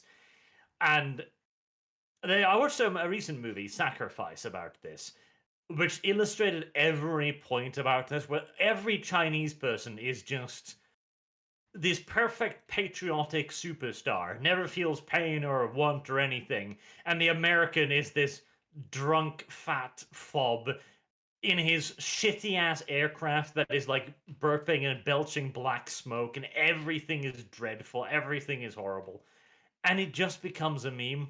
It just becomes a meme. They can make some good stuff. Battle for Red Cliff, for example, was very good stuff as well, but I don't think they'll become the world leaders anytime soon. Not so long as Japan is still able to do things. Though, they could outcompete them in quantity, if nothing else, for the extraordinarily simple reason that a Chinese person will work for actual biscuits, whilst the Japanese person will work for biscuits with cream.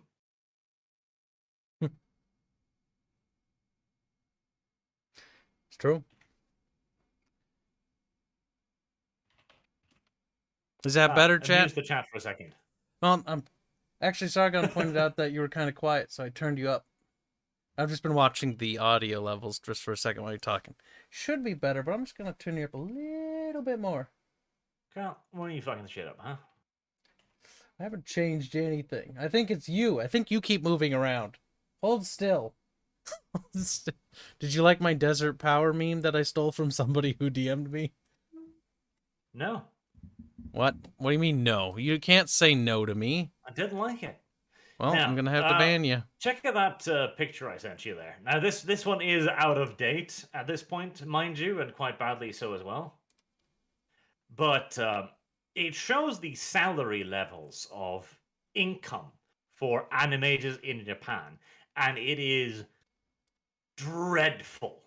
It is actually absurd. Now, it begins with an animator in the Philippines, because a lot of these companies get outside sources, like they outsource a lot of their work, for the same reason why Kyle and I outsource a lot of our work.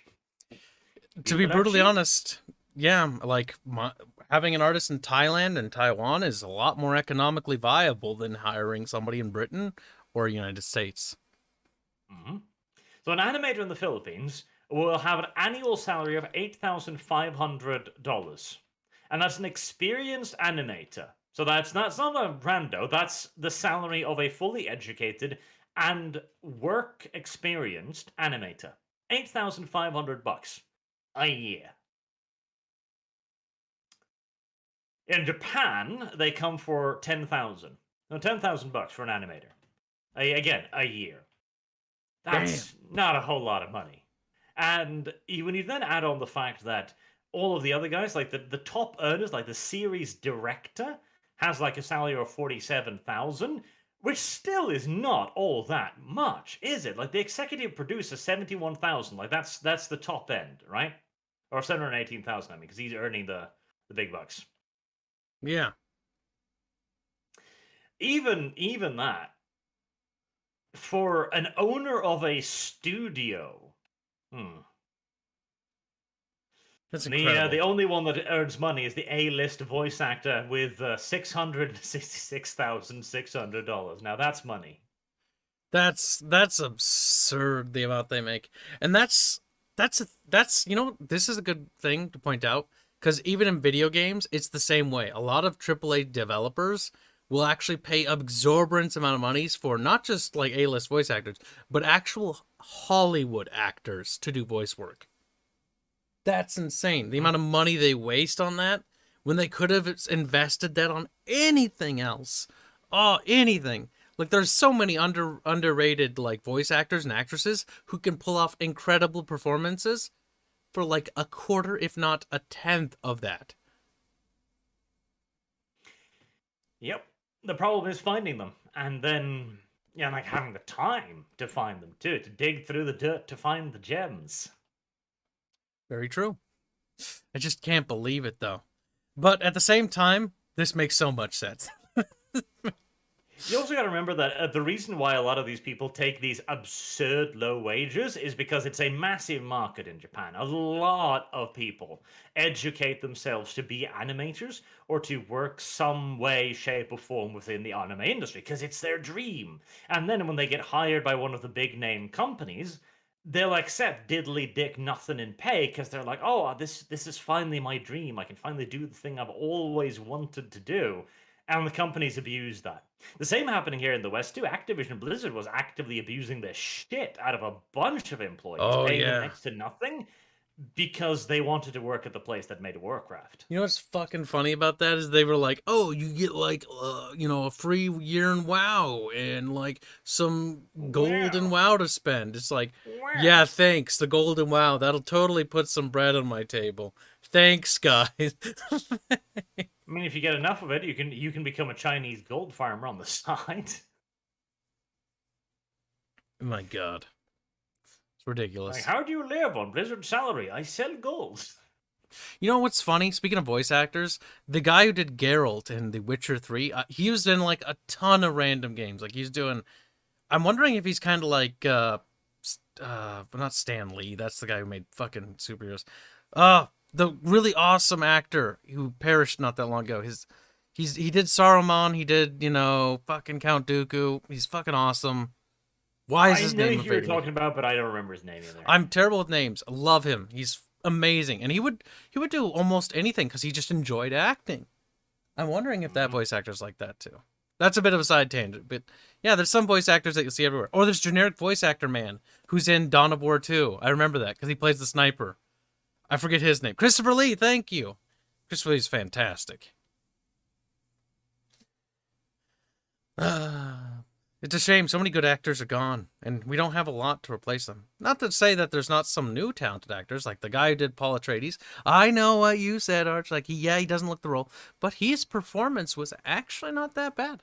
And the guy who played Leto, he was from the new Star Wars movies, and I hated the new Star Wars movies.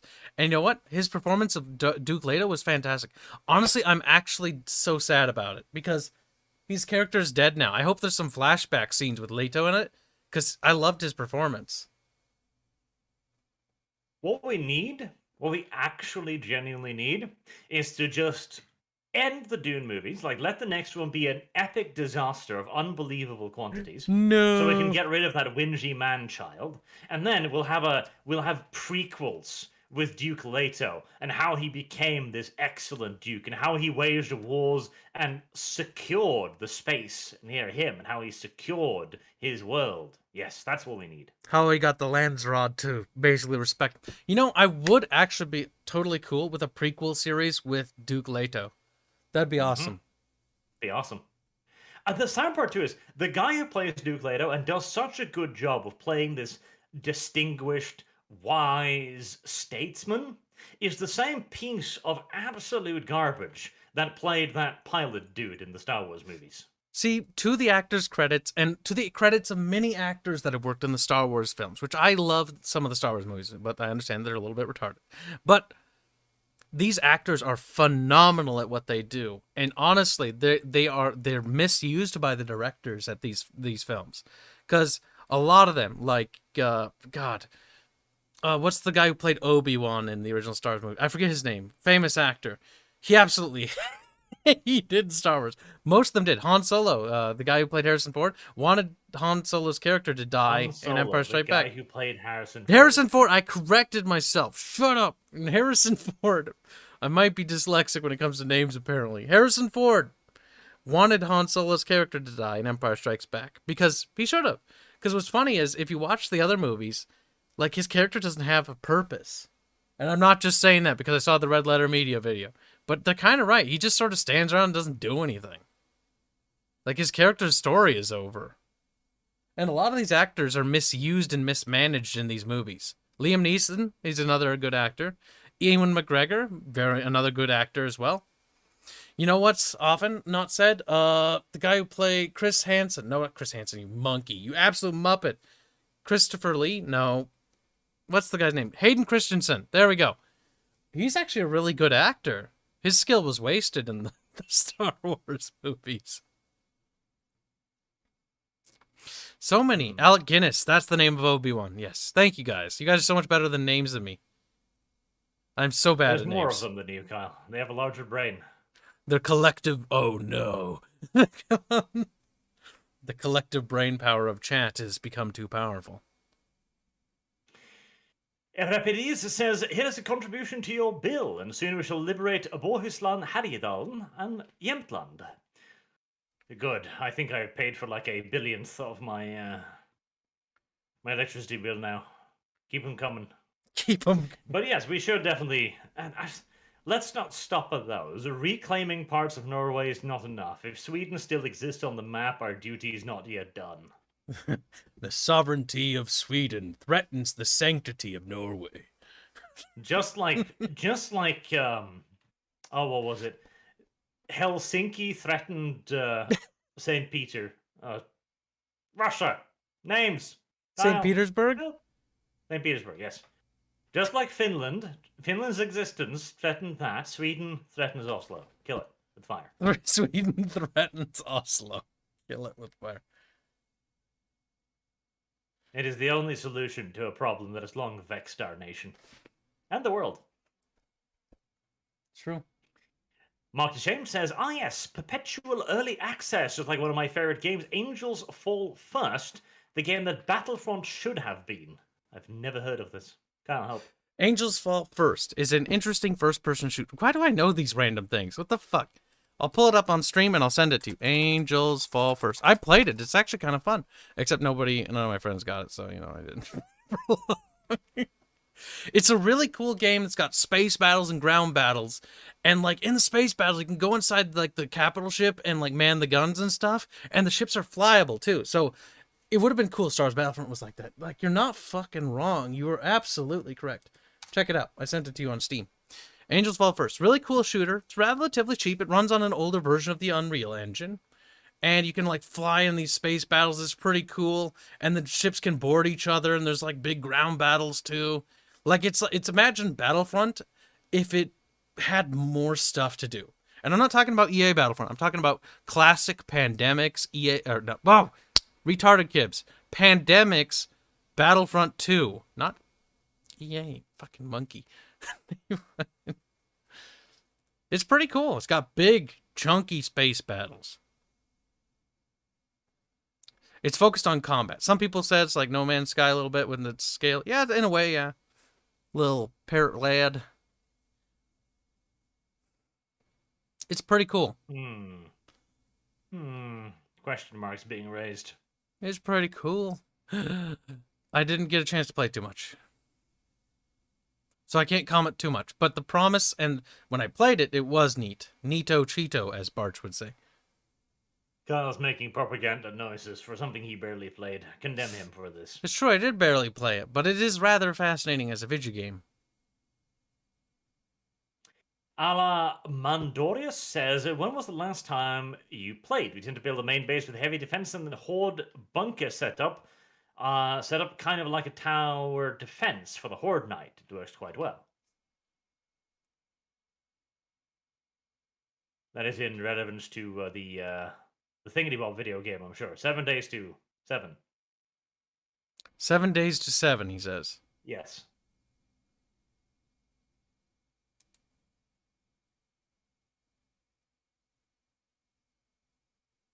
Seven days to 7.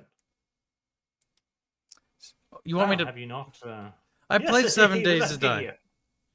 Oh, I thought he was talking to you. What the fuck? What the Kyle, fuck? you're a moron. Okay, restate the question because I've had a little bit of an aneurysm. Yes. Just a pitch. Lily. Just a little baby one. Kyle? Do it or die. He's like, no. Why do you exist? When was the last time you played? We tend to build a main base with heavy defenses and then a horde bunker setup, kind of like a tower defense for horde knights. It works quite well, he says. I've never tried that. I just remember we tried setting up multiple times and we tried tall building and then they knocked up the supports. That was bad. We tried digging a massive tunnel and then they just dug to us. Then we just tried, making like a fort with a mine and a trench. And that seemed to work the best. With like a little trench where the zombies would fall into the spikes and stuff. And then if they got out, then there'd be like a minefield they had to get through. 7 Days to Die could be like a fun thing to play at some point, but it's one of those games where you play it and you're like, there's a lot of stuff in this game. Like you can, break glass and eat it to kill yourself. Like that's kind of funny, right? But there's also things that just feel a little unfinished, like combat as a whole feels janky. Like janky combat in a zombie survival horde game is muy no. Like that needs to have combat, good combat. Before we see, what we need to do is we will get through a zombie video game whose name escapes me at the moment, and then it's back to Barotrauma. Yes, Barotrauma. Oh, I miss Barotrauma. We can bring V to Barotrauma. V will be funny in Barotrauma because I will have no responsibility over anything. I'll just be the medic. I'll sit in my fucking hole, and I'll just accept the burn victims as I hear the noises like V turned on the fire again, and V's just like, I'm just trying to make entertainment. He's like, I'm Hungarian, and then he blows up. Yes, I'm Hungarian. What is nuclear reactor? He's like, just like Chernobyl. Just like Chernobyl. Explodes. How does an RMBK reactor explode? Well, you see, graphite, my boy. Graphite. How does a V make a reactor explode? That's a good question. Barotrauma's fun. If he wants to join, that's actually pretty cool. I'm sure that'll... Actually, having more crew members in Barotrauma's not bad. It just means we can pilot the more advanced subs, because there'll be plenty of stuff to do. Yes. And it'll mean that more people can fix fuse boxes. Yep, and it means we can turn up the difficulty so that we have more enemies to fight. Archer's like, is that even what the difficulty did? I thought the difficulty just decreased the amount of time you had or something gay. We could, you know what? Fairman knows. Make Fairman look it up. Fairman can look it up, sure. German man. He has nothing else to do in his Nazi death camp anyways. He's like, I has killed all the Jews already. I am bored. He and his obsession with soap. Truly disgusting. Truly indeed. Skaven RP But is tomorrow, yes. If it didn't happen on stream, it didn't happen. Like Kid was playing Amnesia. He should play FNAF Security Breach to make up for it. He should play FNAF Security Breach. No. FNAF is dumb, and the lead developer isn't working on it anymore. That's a bad sign, by the way. Yeah, but I don't really care about that. I only care about the fact that they turned FNAF into furry bait, which is funny. I didn't know that, and now I definitely don't want to play it. You definitely should play it. It's not at all furry bait. Ignore the fact that all of the characters are clearly sexualized furry bait. Kyle, play it. That sounds remarkably, as we say, cursed. I do enjoy the fact that the game is nothing like it once was. It has nothing to do with FNAF practically anymore. It's gone completely crazy, and it has sections which are basically homages to itself. Like, it's like a very old punk rocker, right? Who was super popular in the 60s or something. Coming on television and being like, I'm relevant again. Yes. Yes.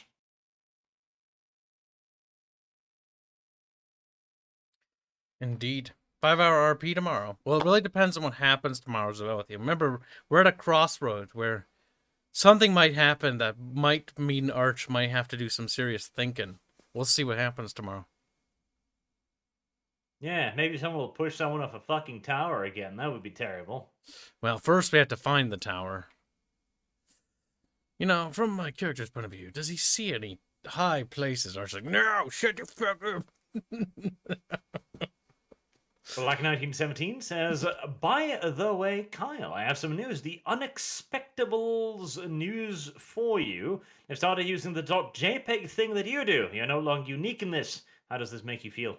We weren't unique when we started doing it. I'm pretty sure Rags and his crew was doing the JPEG thing. Weren't they? I don't know. I don't watch their content. But I do know that what the JPEG thing that we've adopted for this channel, as well as for the Bickering Bunch, because we have the icons over there, was never unique. That was already something done. Disco's about ready to implement something, will be implementing something super cool and crazy. And when she does, we'll make more bald spots on her head. Yeah, no, we stole the JPEGs from a furry tuber or something, some VTuber thing. Yeah, I think it was like some sort of weeb. Some sort of weeb made like a tutorial of it. I don't think it was a furry. Ugh. But some sort of weeb made a tutorial on how to do this, and then we showed it to Dinko, because Dinko knows to make magic happen. And we're like, Dinko, do that for us. And Dinko was like, okay. And Dinko did, because Dinko had nothing else to do, frankly. Listen, I was nice. I got Dinko a pizza, okay? I'm not a heartless person. I don't make people work for free. I'm not no fucking commie. Gibbs compensates people for their time. Except Arch. Arch's time is free and belongs to Gibbs. Wait. Alamondore says the sidecar were badass. Absolutely badass. I disagree. I like the Sardaukar. The sidecar were pretty dumb in many ways. Why do you hate the Sardaukar so much? Cheeseburger, hamburger. You know why he hates the Sardaukar. It's because the Space Marines are based off them. He's jealous and mad. Aren't you? I mean, they're certainly far shittier than the Space Marines. That is true. The Space Marines did rip off the long service studs from them. My God, why would they do that? Explain. Then again, judging by the fact that Titus is like 400 years older, I think they might have forgotten what the service studs mean too. So, fine. Tell me, Titus has like dementia, or not dementia, Alzheimer's. He's like where really old. Please fix screen. Like, what screen? Wasn't the half-herd from Horus Heresy only like a couple hundred years or something? Like, Titus should be a goddamn ancient by now. Oh well. Minor insignificant details. Zontar says, bring back the big box. Let's see if that works. Box. And Outraged Deer, since you said you read the first law before, quick question. Do you think the Breakers are communists or just liberals? Also, would you ever do a first law video? Because it does have some interesting stuff.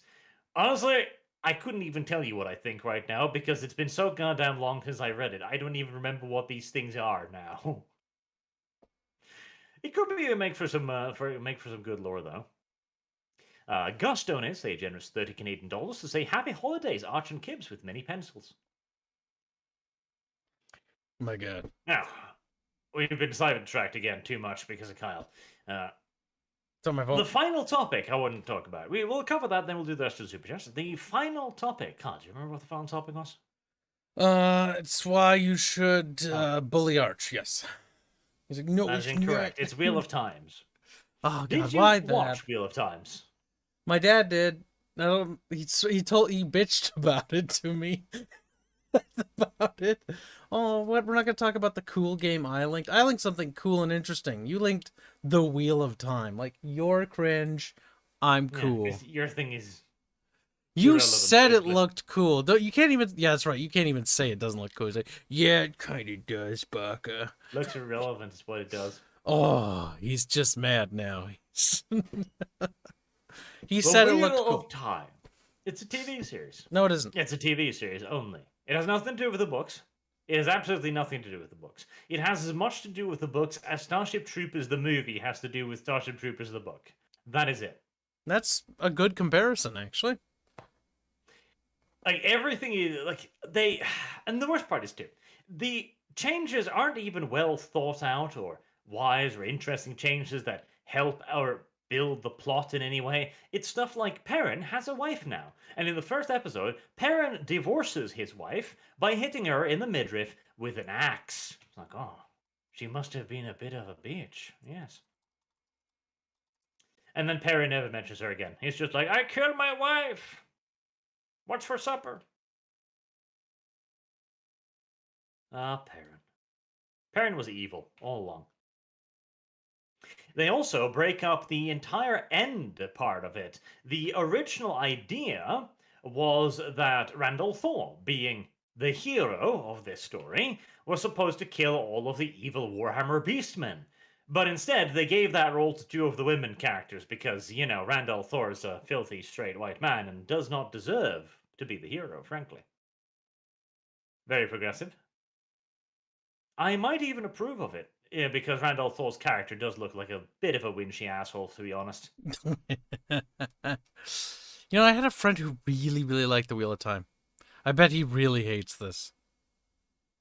Well, I have had a lot of fun watching somebody be in a lot of pain from watching The Wheel of Time.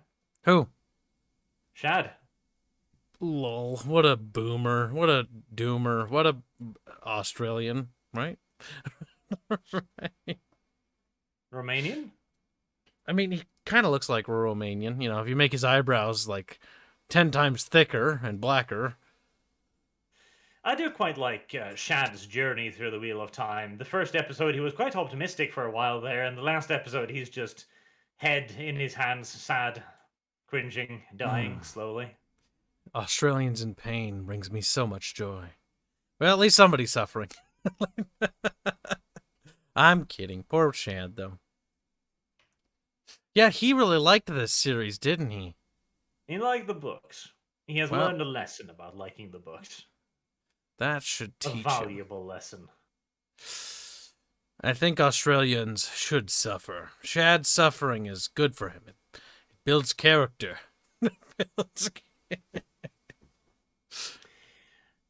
But what was more interesting, of course, is that this received a very mixed reception.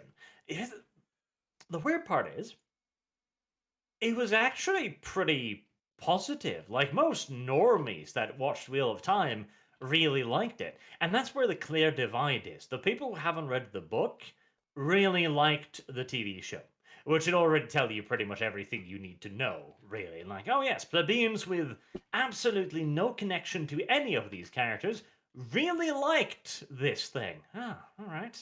I see. But everyone who read the books absolutely hated it. And so, the guy who's making it, who, by the way, has been dunking on Game of Thrones for ages, like, he's basically doing the reverse Martin, where he's like the cake that walks. Lord of the Rings was kawaii and all, but too unrealistic. This guy is looking at George R. R. Martin and going, it's too bloody and violent, though. We don't want this. We are going to tell an inspirational story of true heroism and friendship. And in the first episode, he chops up one of the characters' wife and never talks about it again. She's dead. Also, he's over it. He's vowed to do that again. He's going to keep doing that. That's his thing now. He's just going to kill random, unexpected characters because funny. I mean, that's a very Game of Thrones thing to do, because, like, kill off characters. Well, look, he's dead. Well.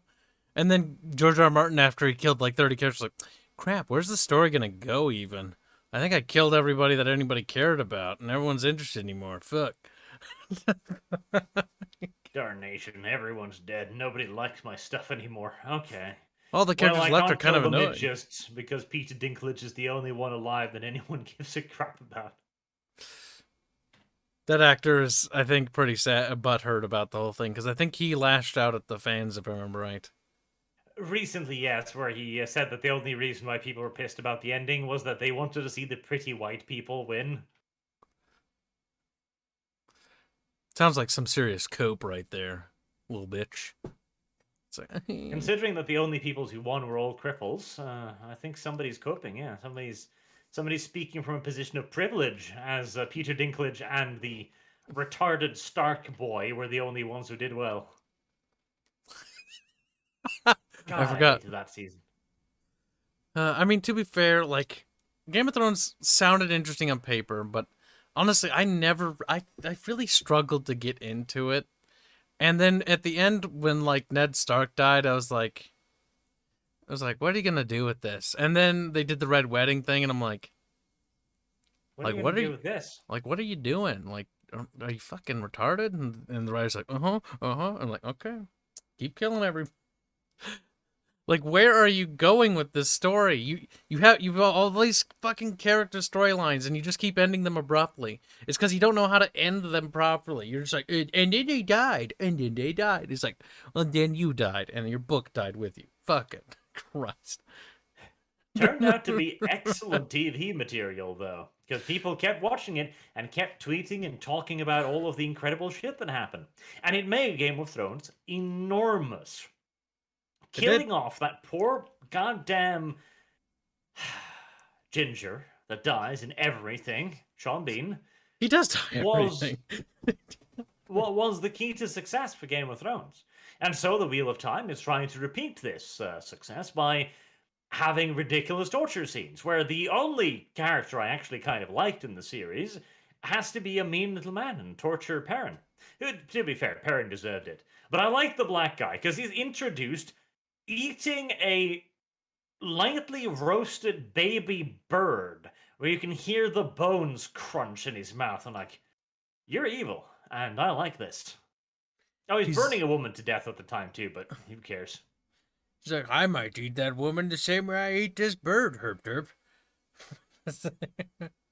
Like, I feel worse for the bird, honestly. See, Althroc's right. That Steiner-Davian wedding is better. Yeah, because nobody really died, you know? Like, he just fed the fat little princess cake, and then he's like, I'm going to give this guy's kingdom to my new wife. And then the guy's like, he's super upset about it, you know, as people are, which is rude at someone's wedding, I want to point out.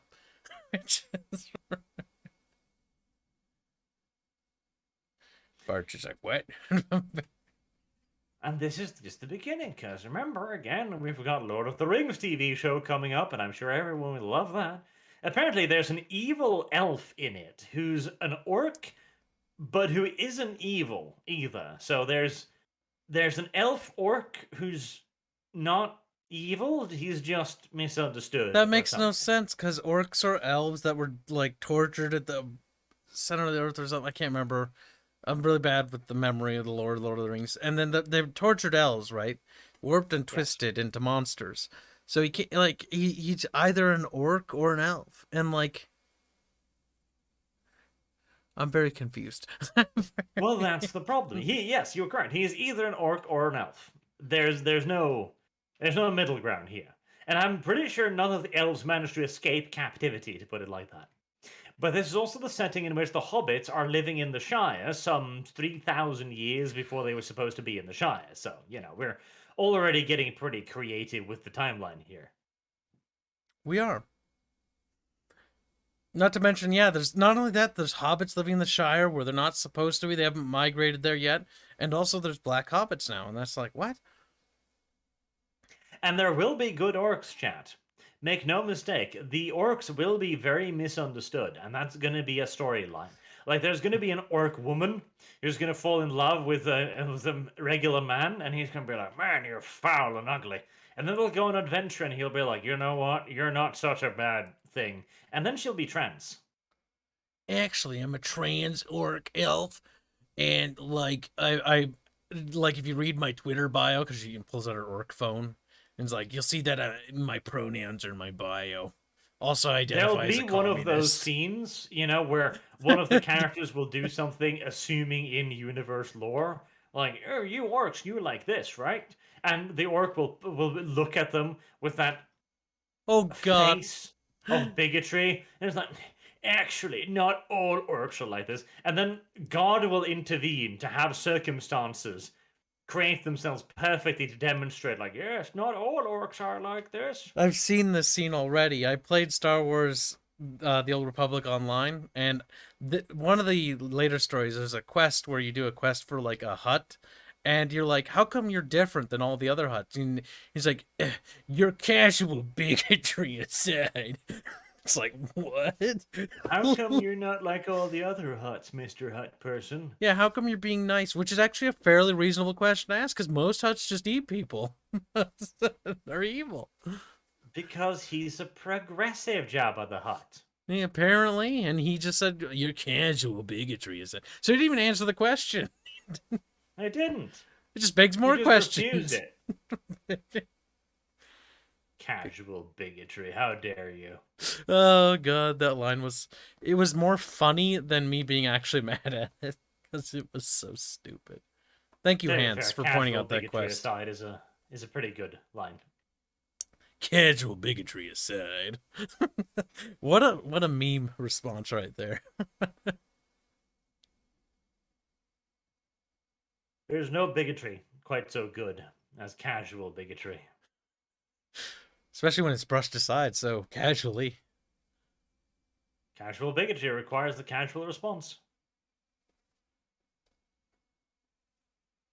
Well, this is a conundrum. The Wheel of Time. I don't know why people liked it. I'm confused as to why people liked it. And people will continue to like it, probably, despite my objections, which frustrates me to no end. I've paused from scrolling down at this dude with like weird hair.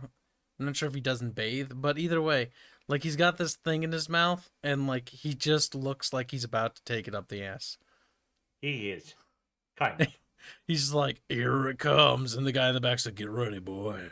It's pretty big 2B pencil coming here. The Two Rivers, the starting point for the Wheel of Time, was a remarkably diverse village. Blacks, proper sub-Saharan blacks, Caucasians, Asians, Indians, everyone just living together in perfect happy-dappy harmony. Except for the women being enormous sexist, of course, but, you know, women, See, bad people. if they have a village like that, they should actually spend some time explaining how this happened, because in a feudal setting, people don't really move. They sort of just live in the village they're born and then sort of just die there. Maybe they move a village over or two, but like people don't really move that much, and especially in that setting and period. Well, Kyle, your casual bigotry aside, the Wheel of Time has a very different history, okay? Where the world used to be great with like modern bullshit and flying cars and all kinds of excellent stuff, all right? And then the women ruined all of it. So, it's not impossible that a bunch of random races decided to get together in this tiny mountain village and just have lots and lots of sex. Yeah, but then they would have intermixed. Yes. And eventually they would all have been brown or yellow or something. But that's a detail that you should not pay attention to. That's so strange.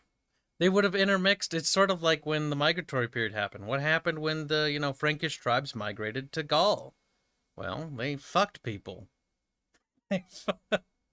And then they intermingled. Why does Latin people not exist anymore? Because they got fucked. Latinx. Latinx. I hear a certain boog screaming. You mean Latinxbog. Latinxbog? Latinxbog. That kind of sounds like an aircraft carrier. What? Yeah, it does. Latinxbog.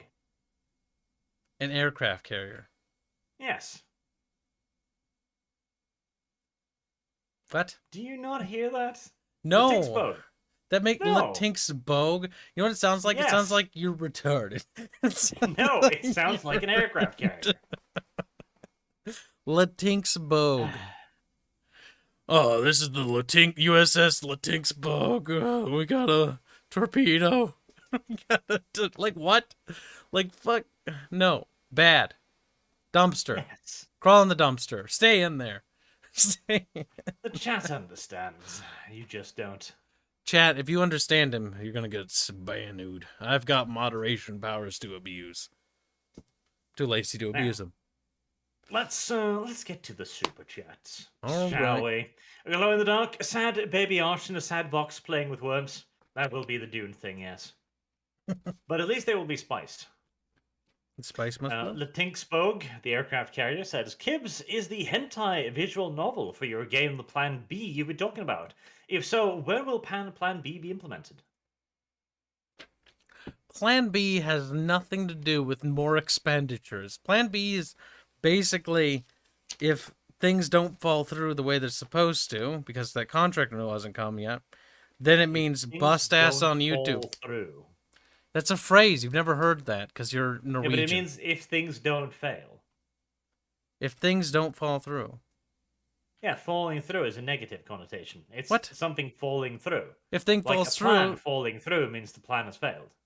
Arch, you're bad, and you should feel bad. Kyle, stop abusing your own language. This language is mine to abuse. This is Americlish now, okay? It's better than English. It's better than... It's Midwestern, okay?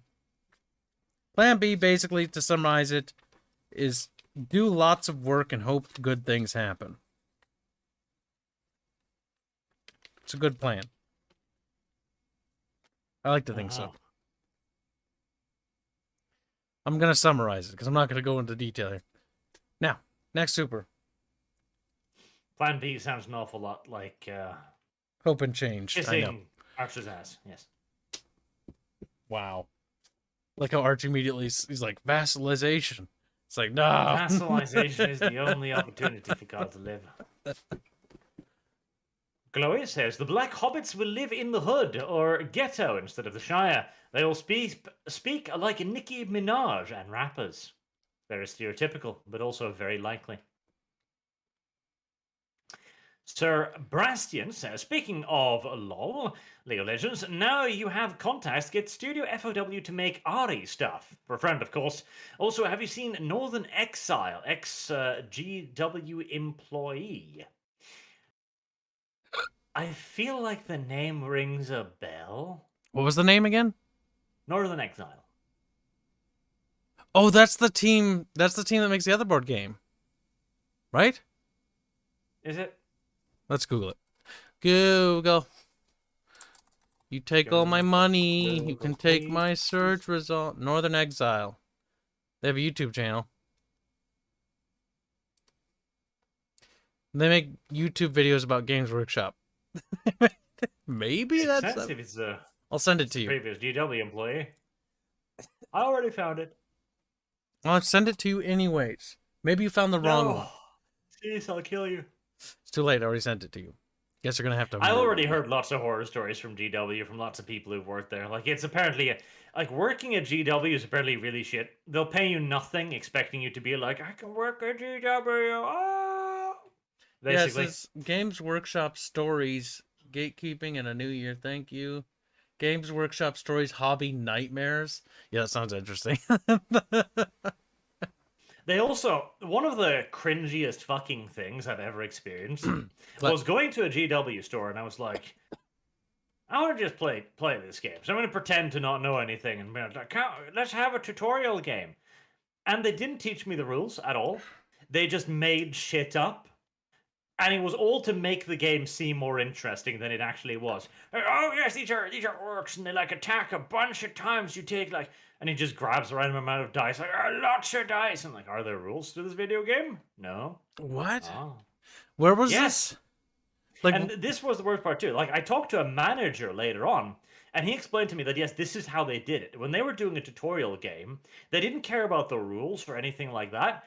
They just cared about telling an interesting story. Like, they were just like, make it look cool to the person so he buys something. That's it. What? I'm sorry, that hurts my head. Why not just make the game cool and then sell the game? Well, I guess because running a tutorial game for like an hour whilst you read through a rule book, whilst a 12-year-old child is sitting there thumping his fucking feet like, I don't understand. I guess their goal is not to be genuine. It's just to sell the product and get rid of you as quickly as possible.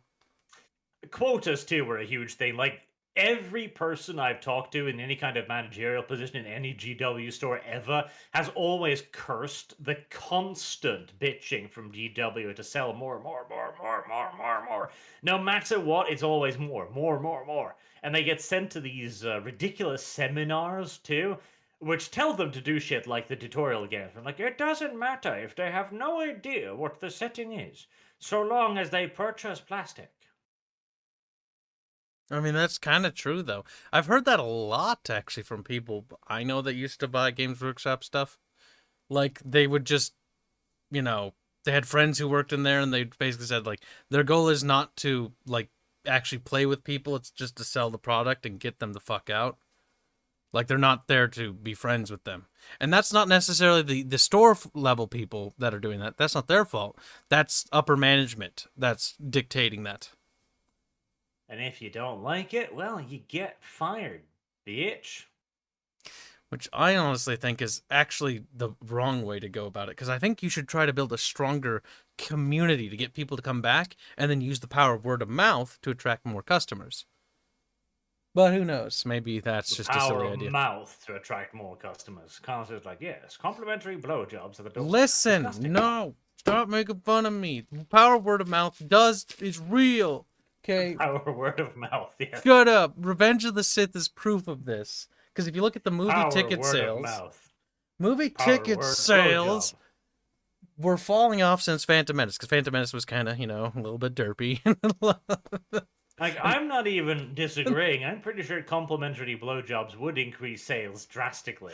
I mean, they might, but it depends on who they're coming from and what you're into. So you're going to attract a certain demographic with the people giving out. You know what I mean?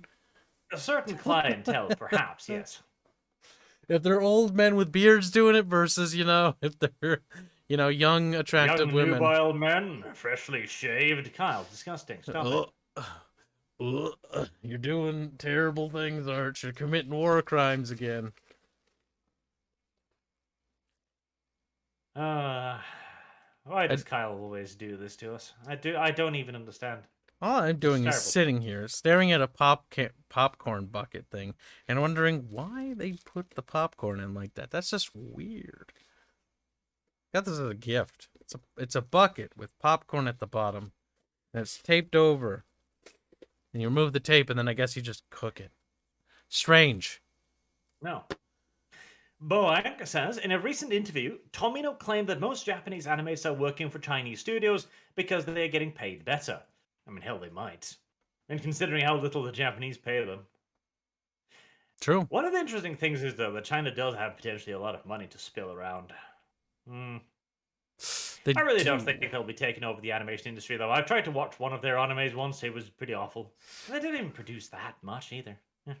I think Arch is actually right in that regard. Donates $5 before kind of... Oh, you don't want to have a conversation.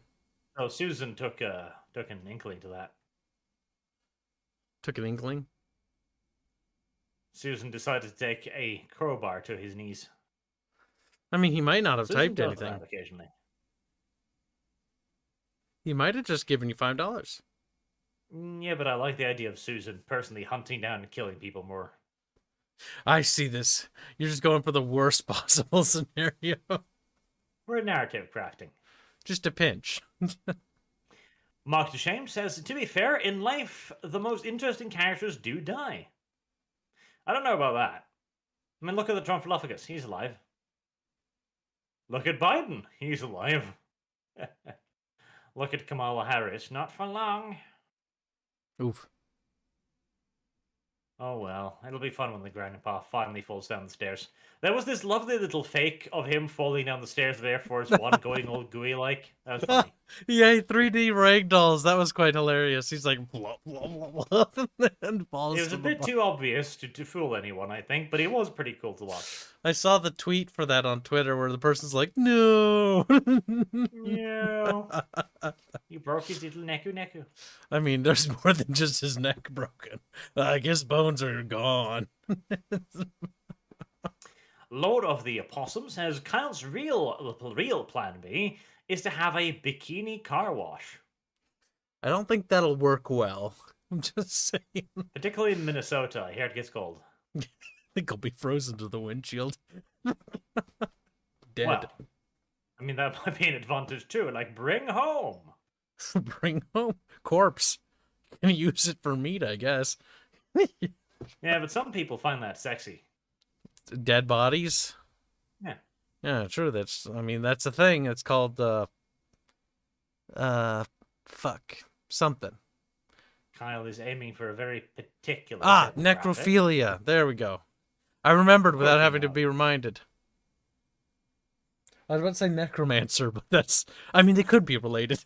I feel like necromancers would find it pretty attractive too. Damn. Necrophilic necromancer. Ugh.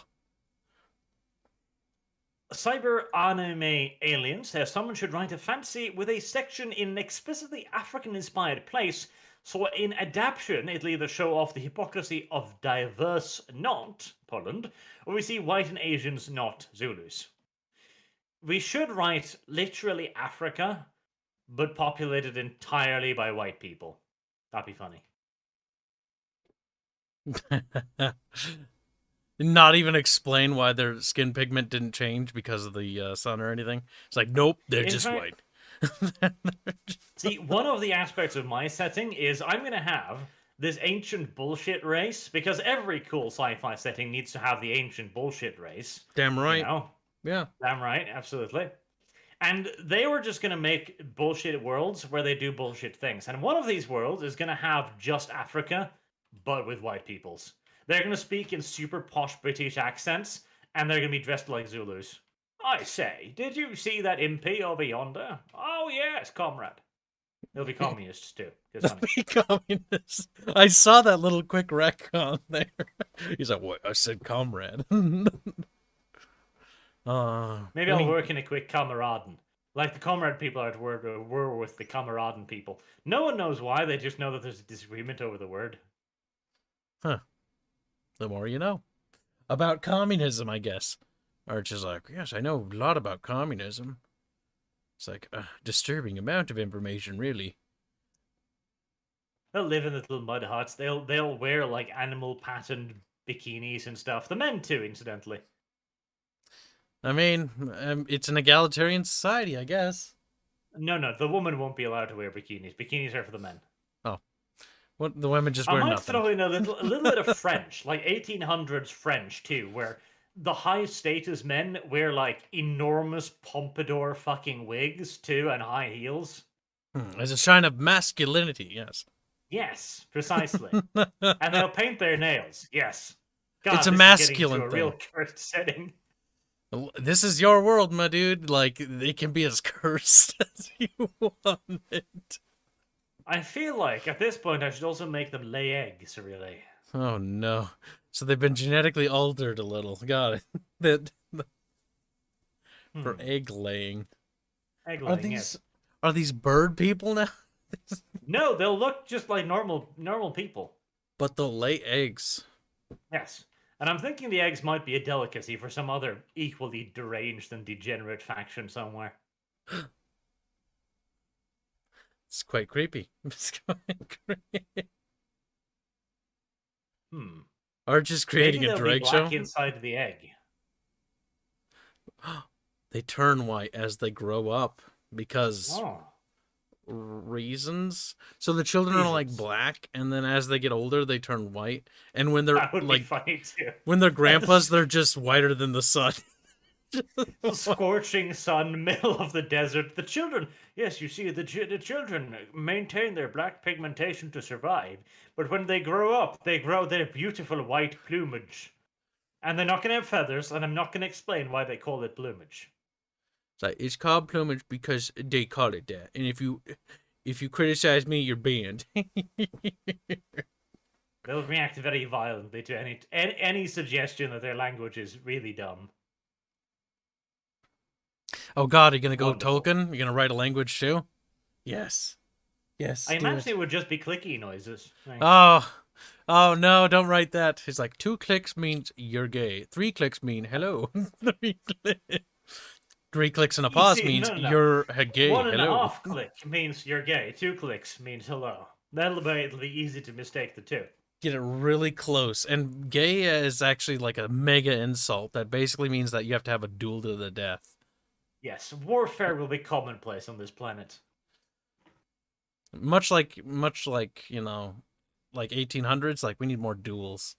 Like your society is centered around duels now. And duels are a very ritualistic effort too. So a duel must be initiated by the male who has been insulted, throwing an egg of a female into the face of the other male. That way, it'll require a lot of preparation, so it can't happen then and there. You'll just be walking around one day, and suddenly, like, Charles, because they'll have British names, of course, shows up and just throws an egg into your face, and like, why? You called me gay. When? yesterday. Yeah, when yesterday, and they won't know because they'll have accidentally done it too. Yes. I imagine that'll cause a great deal of resentment too, leading to yet more warfare. Man, this is going to be an aggressive goddamn planet. Yeah, it sounds like there's just gonna be a lot of like getting to old age is gonna be rare. They'll really value the super white people, the ones that did make it to old age. Like they'll have like an elder system, and the elder caste like are like And they're super all doctrinal. albinos. Like proper hardcore albinos. As they age, they even their eyes turn pink, because fuck you. Cause creepy, I guess. It's kind of creepy, like old men and women with like pink eyes staring like bloodshot. Women? Even Do you think the women's will be allowed to grow to old age though? damn, they're gonna die in childbirth. Oh my god, that's right. Medical technology. They're not the odds of them making egg laying, Kyle, not childbirth. Oh, that's true. Sorry, but when you get to your right breeding age, you're just gonna be pumping out eggs as quickly as possible. With all of those grievance deals going on, there's a tremendous requirement for eggs. Man, abortion is just the norm in this society. Like, they don't even think it's abortion at this point. They're like, that's just normal. It's a declaration of honor, in fact. Sometimes we eat them. Man, I can't wait until the feminists find this setting and they start going like, this is a very pro-abortion commentary. They're like, it's so empowering. I wish I could eat my baby too. I'm pretty sure some feminists has already done that. That's kind of fucking weird. And illegal, mind you. I don't know if it is illegal. Is there any laws anywhere specifying that you can't eat your unborn child? I'm pretty sure. It's murder. If you eat your child. It is unborn, though. Oh. Oh, that's true. I don't technically think there are any laws preventing a woman from eating her own fetus. I don't like where this conversation is going. This is actually getting to unsettlingly creepy territory. Right, never mind. Small aside. Tech Priest Alex says, a hole is a hole. Stop the squeaking. That's true. No. I watched the Shawshank Redemption again a while ago. Hey, Bestiality, what are you doing over here?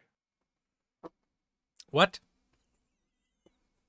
Your Troglodon thing. Oh my god, Arch. That you saying that at that point in juncture was really weird. I now know what you're talking about, but out of context, I was like, what? Shawshank Redemption? Oh, hey, a bestiality. What are you doing? The fuck does that make any sense? But that's right. Wandering along your wall. What is he doing over there? I don't know. I'm going to put him in my pen. Yeah, good. Get him. Right. Another slight aside. Actually, let's put him in with the Uteronuses. They'll appreciate him. Oh, no. More. But yes, I watched the Shawshank Redemption, and no, it did not have scenes of bestiality, but it did have a lot of violent butt sex. Frequent violent butt sex. As the main character, whose name I forget, was raped repeatedly by the sisters. I do remember their names because, that part stuck with me. Okay. There was no K, that was just the point. Because he said a hole is a hole, and that brought up the Shawshank Redemption in my mind.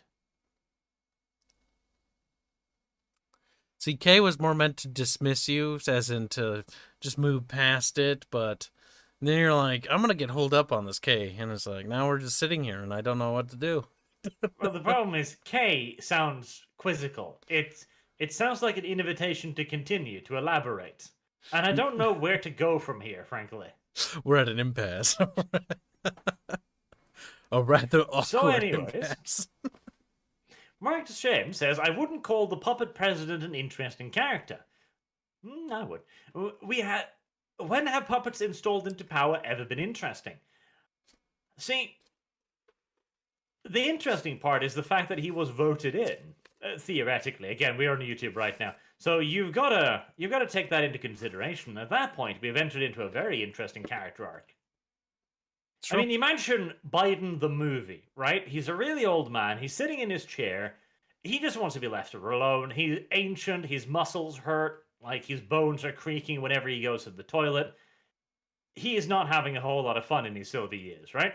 And then somebody shows up at his doorstep and just goes like, "You're gonna be president," and he just goes, "No, no, not again, no." And then And 5 seconds later, he forgets. is just a no, not 5 seconds. The entire campaign needed to be covered in excruciating detail as he is just dragged from place to place, propped up. He cries. He gets fed gruel, and they just keep moving him around the country. And I just want to sleep. Like they're giving him drugs to make his life live longer. Like they're sacrificing children to extend his years. And he cries as the bone marrow transplants are pumped into him, like, I don't want to live like this. And then he wins, and then he gets really sad, like, oh my god, 4 years? Let me die. I can see this movie already.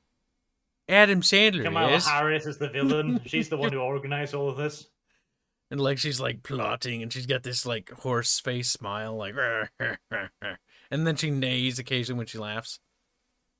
Neighs. That's a bit cruel, but functional. I imagine the threat will be they'll be taking his children, like, if you ever want to see your children again, you'll have to run for president. No. That's quite cruel. It is quite cruel. Oh no. Not That Guy says, what kind of dice do you play with? Do you have a favorite? Where can I send your new favorite set? Send it to Kyle. Yes. Because that way, if it's a bomb. If it's a bomb. See, there's a reason why Arch and we talked about this on one of the streams, I think during the Anno stream, why none of us have opened up a P.O. box. Because I've seen the funny video of this German dude opening like this like thing that looks like a candy bar, and it's shit, and it's been sitting in there, and it's for like traveling, and it smells so rancid, and he just like, oh shine, he's just wigging out about it, and I'm just laughing. I'm like, yeah, that's hilarious. I'm never opening a P.O. box. And then that happens to Kyle, and then he gets really sad. Yeah, see, I laughed at it, and I told everyone online how funny I thought that was that happened to him. And now I know karma is waiting to punish me. So to avoid karma's wrath, I'm going to not open a P.O. box. That may be wise. I don't want shit sent to me. Like, I really don't. I've only received stuff a couple times, mostly from companies, but one guy contacted me with my, like, old World War II medals, and I was like, I'll take the chance of this being a bomb. I mean, odds are unless you're There'll like... be fewer bombs than World War II medals, I agree. That is not where I was going with that. I'll say odds are you're not going to be bombed. Odds are somebody might say something nasty because they don't like you or think it's funny, but more than likely they're not going to do a bomb. But in fact, I'd be surprised if somebody did. But that's I'd just... be shocked too, honestly. I mean, yeah, when your hand blows off, yeah. Like, whoa, I did not see that coming. Quite the surprise. I'm now an amputee. A surprise, to be sure. And an unwelcome one. Definitely unwelcome. There's sheep sitting there with no hands because they're blown off. I imagine you would have a clarity, like, the stress of the situation is so overwhelming that you'll have that moment of absolute clarity and you'll just be like, damn, Carl's gonna think this is so funny. Carl's gonna think this is so... I'm just gonna laugh at your missing hand when we have a meetup. Like, he's like, that's not funny, Kips. The hand is gone now. Oh, poor Arch. Arch the handless. Good luck fapping with... I have two hands, you know. Well, that's true. You won't be playing any hentai games, that's for sure. There you go. Because you'll need one hand on the mouse, one hand on your crotch. Oh, actually, you could get a prosthetic. There was a person who figured out how to do that. That's impressive. Some kind of Paralympics person made a system where they could, like, play with their mouth so they could fap too. Man, I mean, I'm impressed at the ingenuity. I mean, he's gotta do what he's gotta do. Gotta do what you gotta do. To answer the question, I don't really have a favorite pair of dice. I just use boring ass dice bought at a fucking dime store because GW dice cost $1 billion and I can buy them better. And these are just dice.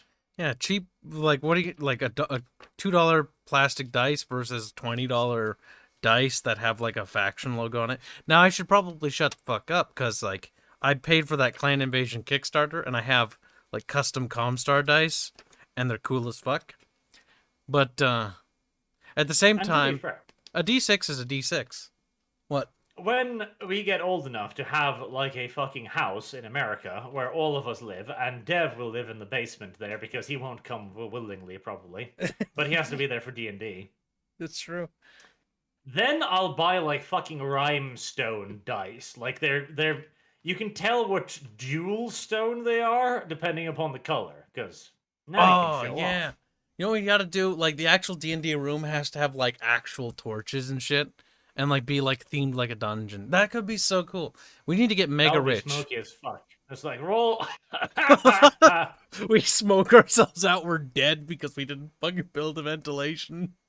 Gonna need some serious fucking ventilation, yeah. Oh, it could be cool, though. I mean, it could be fake, you know? That'd be so cool. Like, a proper, like... D&D thing and like, oh man, like a really nice oak wood table or something. This sounds very nice, but this sounds ludicrously expensive. Details. Ooh, we could hook it up with a surround sound speaker system so we can actually give off, when Disco puts the music in for the thing, it'll like give like an eerie setting. Be pretty cool. Well, get to work. Yeah. Come here, billions of dollars. Patrick's son Joseph just sent us $5 for Susan reasons, perhaps. Deathless Soldier says, accidentally clicks once due to something grabbing character's attention. Situation becomes awkward. Situations always become awkward. Lord of the Opossum says, let's go, Brandon. And IDW says, Shikikan, Happy New Year, nya. Also, Kyle Kobuta-chan. Where's that little IDW? He needs to be bullied. We're no longer calling the Canadian male. I've revoked his male privileges. For those of you who do not speak weeb, IDW is a good thing that calls Kyle a pig. And he is. IDW is mad because IDW gets bullied all the time on my channel. Because IDW started to show up there. And naturally, what do you do to IDW when IDW shows up? You bully them. Frequently. IDW Danyan. IDW is the treasure of Girls Frontline. It's our new bully stick. It is a grand thing. Hero U45 says, could it be that Biden is doing such a bad job in his cry for help? They're forcing me to be president. Help, I'm being held prisoner.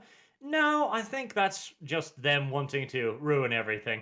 Like, you've got to have a real deep state thing here where they've probably invested heavily into Chinese or yuan or whatever the hell their currency was, and they want to crash the US dollar so they can buy it up for nothing. And then they're going to make it good again by re-electing the Trumpolophagus, who at that point will be like 96 and also be crying for help. Please, no, I just want to die.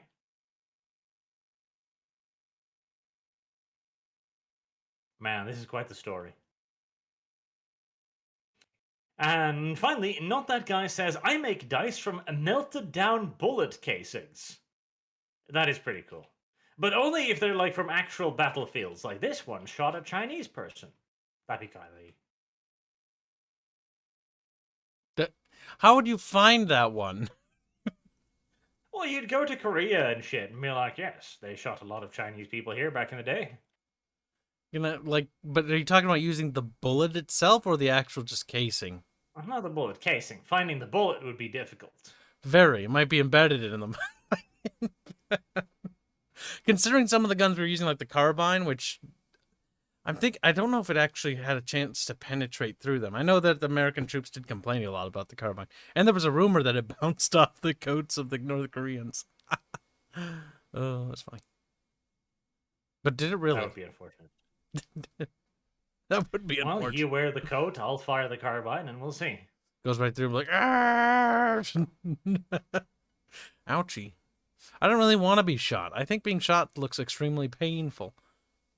Well, I mean, it's very much so sounds like a Kyle problem. the closest to being shot I think I've ever been is probably being hit with a paintball, and that hurts a little bit. And if that hurts a little bit, I imagine a bullet hurts a lot of it, all the way through bit. You know, like right through. Like, depends on the caliber, I guess.